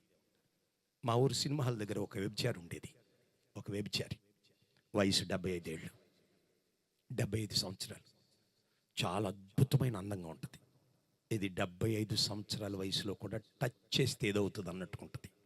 అయితే విషయం ఏమిటంటే, నా దేవుని బిడ్డ ఆమె అంత వయసు వచ్చిన తర్వాత వ్యభిచారం చేయలేక, మీకు విషయం చెప్తాను, భర్త లేకుండా 2 పిల్లలను కనేసింది. ఆమె వ్యభిచారం చేయలేక చుట్టుపక్కల ఉన్న ఇలాంటి గ్యాంగ్ని, పడుచు పిల్లల్ని సినిమా హాల్ దగ్గర, మా ఊరు సినిమా హాల్ దగ్గర వెనకాల రేక్ షెడ్ ఒకటి వేసి ఆడపిల్లని దాంట్లో పెట్టి సినిమాలకు వచ్చే మగాళ్ళకి వీళ్ళని అప్పగించి పాపం చేయించి ఆ మగాళ్ళు ఇచ్చే డబ్బులో సగం వాళ్ళకి సగం ఈవిడ తీసుకుని అలా జీవనం గడుపుతుంది. ఆమె దేవుని స్వార్థని, మా నాన్నగారు స్వార్థ చెప్పారు. వెంటనే తన జీవితాన్ని మార్చుకుని చర్చికి వచ్చింది. చర్చికి వచ్చేసరికి 10-15 మంది, అందరూ రెడీస్, బాగా సౌండ్ పార్టీ. ఉన్న 10 మంది 15 మంది అయినా బాగా సౌండ్ పార్టీ. అయితే దేవుని బిడ్డలారా, ఆమె రావటం వీళ్ళకి ఇష్టం లేదు. ఎవరు మాట్లాడేవారు కాదు, వెలుచూపుతో చూసేవారు. కారణం ఏంటంటే క్యారెక్టర్ లాంటి పచ్చి వ్యభిచారి, కులత, పతిత. అయితే వెనకాల చిన్న మందిరం ఉండేది, పెంకిటిల్లు చిన్న మందిరం ఉండేది. 30-40 మంది పట్టే మందిరం ఉండేది. ఆ చివరి గుమ్మం దగ్గర కూర్చొని ఏడుస్తా కన్నీళ్లు కార్చేది. అయితే ఆమె రావటం మా సంఘ పెద్ద గారికి ఇష్టం లేదు. ఆయన అన్నాడు, ఒక రోజు నా దగ్గరికి వచ్చి వాక్యం చెప్తుంటే, పాస్టర్ గారు వెనకాల కూర్చున్నది ఎవతో మీకు తెలుసా అన్నాడు. తెలుసు, ఖచ్చితంగా తెలుసు, మండలం, కొవ్వూరు, జిల్లా మొత్తం ఎవ్రీథింగ్ తెలుసు. అయితే ఓ పని చేయండి, దాన్ని పంపించేయండి అన్నాడు. అయ్యో ఎలా అంటే ఆయన అంటాడు, మేము కాస్త విలువ కలిగిన వారం, పరువు కలిగిన వారం, పల్లెటూరులో ఆచార సాంప్రదాయాలు కలిగి ఇప్పుడిప్పుడే దేవుని దగ్గరికి వస్తున్నాం. అది కొలత పతిత. మా ఆడళ్ళు మేము ఆమెతో సహవాసం చేయాలి, ఆమెతో ప్రార్థన చేయాలి. మాతో ఆమెతో మేముంటే మా ఇజ్జత్, మా పరువు ప్రతిష్ఠ ఏం కావాలి, ప్లీజ్ పంపించేయండి అన్నాడు. నేను అన్నాను, చర్చికి వచ్చిన వ్యక్తిని ఎలా పంపించేయం అంటే, మా సంఘ పెద్దగారు ఇప్పటికీ సజీవుడిగానే ఉన్నాడు, లైవ్లో వింటాడేమో. నా దేవుని బిడ్డలారా, ఆయన అన్నాడు, అయితే పని చేయండి పాస్టర్ గారు, ఆవిడ ఉంచుకోండి, మేము వెళ్తాం అన్నాడు. కారణం ఏంటంటే, వాళ్ళ ఇంటి బంధువులు అందరూ, రెడ్లంతా బంధువులే, వాళ్ళ బంధువులు. మేము వెళతాం, ఆవిడ ఉంచుకోండి, ఆవిడతో మేము శైలు కాలేం అన్నాడు. నేను ఒక మాట చెప్పాను, అయ్యా తొందరపడకండి. ఎందుకనంటే బైబిల్లో ఒక మాట ఉంది, దుష్టుడు ఎవడో తరుముకుండానే పారిపోతాడు. మన బోధకి ఇవిడ ఉండలేదు కనుక పారిపోద్ది, ఖచ్చితంగా పారిపోద్ది. దయచేసి వెయిట్ చేయండి అన్నా. అలా వస్తుంది, ఏడుస్తుంది, ప్రార్థన చేసుకుంటుంది, అంతే. ఎవరితో మాట్లాడదు, వీళ్ళు కూడా మాట్లాడరు. ఇంచుమించు 1.5-2 ఏళ్ళు వచ్చింది, ఎవరూ మాట్లాడరు. వెళ్ళి కాకి ఇంకోళ్ళు ఎవరైనా వెళ్ళిపోవాలి, మందిరాన్ని విడిచిపెట్టి వెళ్ళిపోవాలి. ఒక వ్యక్తి కూడా మాట్లాడరే, పాస్టర్ గారు కూడా మాట్లాడరే. ఇంకో సంగతి ఏంటంటే, ఆవిడ కూడా మాట్లాడాలనుకోదు, వస్తుంది, ఏడుస్తుంది, ప్రార్థన చేస్తుంది, వెళ్తుంది. 2 ఏళ్ల తర్వాత ఆరాధన అయిన తర్వాత వాక్యం కొరకు ప్రార్థన చేయమన్నానండి. ఈమె ప్రార్థన మొదలుపెట్టింది. ప్రార్థన మొదలుపెడితే అందరు కళ్ళు తెరిచి చాలా వాక్ అయిపోయారు. ముక్కులు మూతులు విరుస్తున్నారు, చిచ్చి దరిద్రం అన్నట్టుగా. అయితే ఆవిడ ప్రార్థన, అద్భుతమైన ప్రార్థన చేస్తుంది. ఎంత ప్రార్థన చేస్తుందంటే, ఒక 10 నిమిషాలు ఏడ్చి గుండెలు బాదుకుని పరలోక సంబంధమైన దేవునితో ఒక కనెక్టివిటీ కలిగి, ఆత్మాభిషేకం కలిగి, ఆత్మలో ఒక గొప్ప అద్భుతమైన అభిషేకం కలిగిన దైవజనుడు కూడా చెప్పలేని మాటలు దేవుడు ఆమె నోట నుంచి పలికిస్తూ ఉన్నాడు. ఎప్పుడైతే ఆమె పావుగంట ప్రార్థన చేసిందో ఉన్న వాళ్ళందరూ సెట్ అయిపోయారు. అంతేకాదు, కన్నీళ్లు కారుస్తున్నారు, స్తోత్రాలు చెప్తున్నారు. అలా అరగంట సేపు ప్రార్థన చేసింది. అరగంట లోపు ఉన్న 15-20 మంది ఏం చేస్తున్నారో తెలుసా? ఆమె ప్రార్థనకి వీళ్ళ పాపాలు ఒప్పుకుంటున్నారు. పాపాలు ఒప్పుకుని గుండెలు బాదుకుని ఏడ్చి ఒక వ్యభిచారి ప్రార్థన చేస్తుంటే మందిరమంతా కలిసిపోయింది. ఇటువంటి ప్రార్థన మీరు చేశారా? ఎస్. అయితే 35 నిమిషాలు ప్రార్థన చేసింది అయ్యగారు. మొత్తం డ్రాప్ సైలెంట్. నేను కూడా ఇప్పుడప్పుడే కొత్తగా వచ్చాను సేవకి. అటువంటి ప్రసంగపు మాటలు, అంత బలమైన మాటలు. కారణం ఏమిటంటే సాక్షాత్తు పరిశుద్ధాత్మ దేవుడే ఆమెలో నుండి మాట్లాడిస్తున్నాడు. సంఘం మొత్తం గ్రిప్ అయిపోయింది. విషయం ఏంటంటే నేను కూడా ఒక వాక్యం చెప్పలేదు. నాన్నగారికి పెద్ద వయసు వచ్చింది. అయితే ఆమె నన్ను కూర్చున్నాం. ఈలోగా ఈ 15 మంది 20 మంది ఆమె దగ్గరికి వెళ్ళారు. గడ్డం పట్టుకుంటున్నారు, సారీ చెప్తున్నారు, భుజాలు నిరుగుతున్నారు, తల నిమురుతున్నారు. అమ్మ దయచేసి మమ్మల్ని క్షమించు. ఇంత ప్రార్థన, నీ ప్రార్థన మా జీవితాన్ని మార్చేసింది. మీ ప్రార్థన గుండెలను పగలకొట్టేసింది. మా పాపములన్నీ గుర్తు చేస్తుంది నీ ప్రార్థన. సంఘంలో అటువంటి ప్రార్థనలు చేసేవాళ్ళు ఉన్నారా? ప్లీజ్. ప్రార్థన స్టైల్ అయిపోయింది.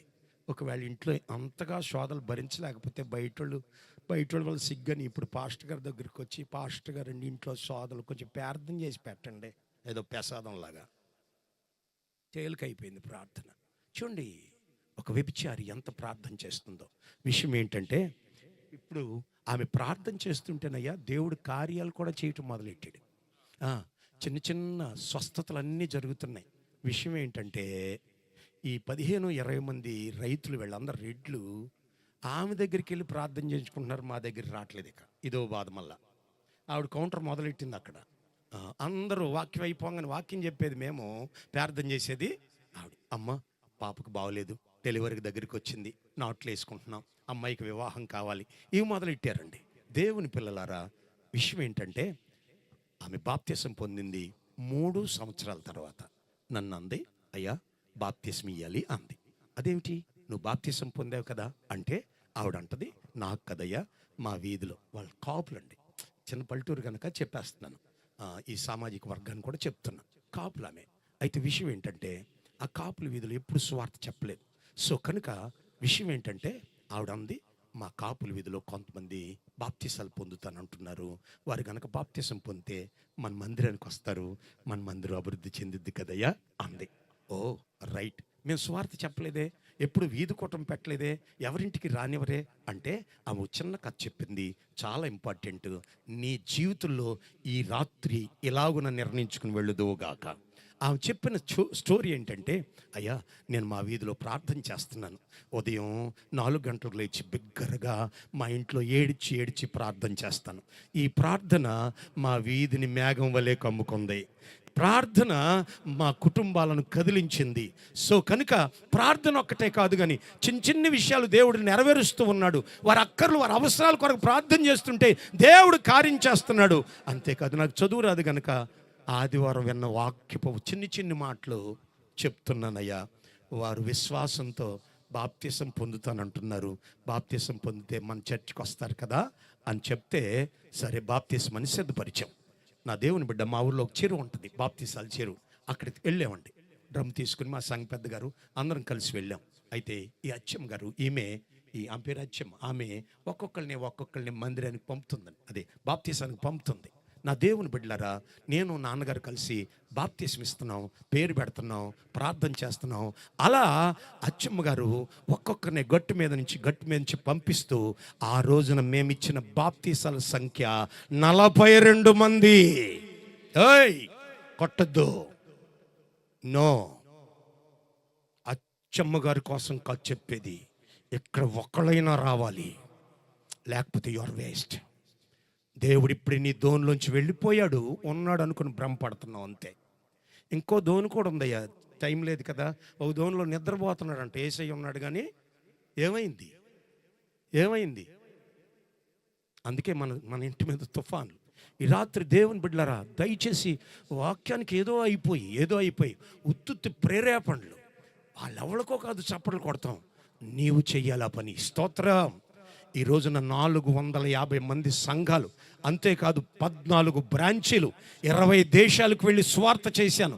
ఈ రాష్ట్రంలో దాసన్ననే పేరు వినని వ్యక్తి లేరు. కారణం, మాకెవరు గాడ్ ఫాదర్స్ లేరు, మా వెనకాల ఎవరు లేరు. అటువంటి ప్రార్థనా పరులు సంఘాలలో ఉన్నారు. నా దేవుని బిడ్డ, సంఘం 2 అంతలు. నేను నాన్నగారు 8 ఏళ్ళు కష్టపడితే 15, 20, 25 మంది అయ్యా. చూడండి, డబల్. ఒక పాపి, ఒక వ్యభిచారి ప్రార్థన వీధినే ఇప్పుడు చెప్పండి, సమరయా స్త్రీ తీసుకొచ్చిందా లేదా? ఎస్, సమరయా స్త్రీ కాదు, మా ఊర్లో ఆమె తీసుకొచ్చింది. దేవునికి స్తోత్రం. మరి ఈ ఊర్లో, ఈ వంగల్లో, ఈ గత్సమనే ప్రార్థన మందిర్లో, అందుకనే బైబిల్ అంటుంది, వారు అలాగూ చేసి విస్తారమైన చేపలు పట్టారు. నా దేవుని బిడ్డ, ఇప్పుడు ఏం చేశారు అంటే, ధోని దేవునికి వేదికగా మార్చారు. ధోని, నీ హృదయ ధోని దేవునికి వేదికగా మార్చాలి. వేదికగా మార్చిన ప్రతి వ్యక్తి ఆత్మల భారం కోసం పరిగెట్టుద్ది. అంతే, అది చేసింది. అది దాని కొరకు మరోసారి వచ్చినప్పుడు చెప్తాను. కనుక వారెవరో తెలిసింది, నిరాశలో ఉన్నవారు. అంతేకాదు, దేవుని కొరకు తమ ఆలోచనలు కూడా చంపుకునేటువంటి వారు ఏం చేశారు? తమ ధోనిను సువార్తకు వేదికగా మార్చారు. అందుకనే విస్తారమైన చేపలు పట్టారు. దేవునికి స్తోత్రం.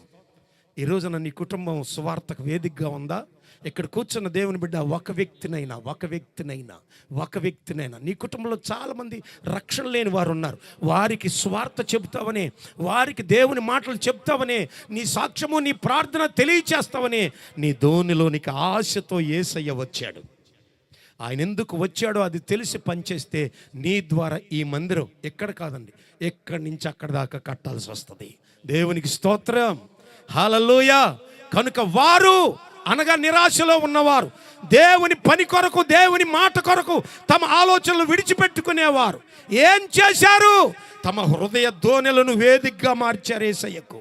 అందుకే వారు విస్తారంగా దీవించబడ్డారు. ఎంత విస్తారం అంటే, వాళ్ళు దీవించబడ్డారు, అనేకులకు దీవెనగా మారారు. నా దేవుని బిడ్డ, ఇక్కడ కూర్చున్న నీవు వాక్యానుసారంగా కట్టబడితే, విని వెళ్ళిపోతే పెద్ద విశేషం కాదు.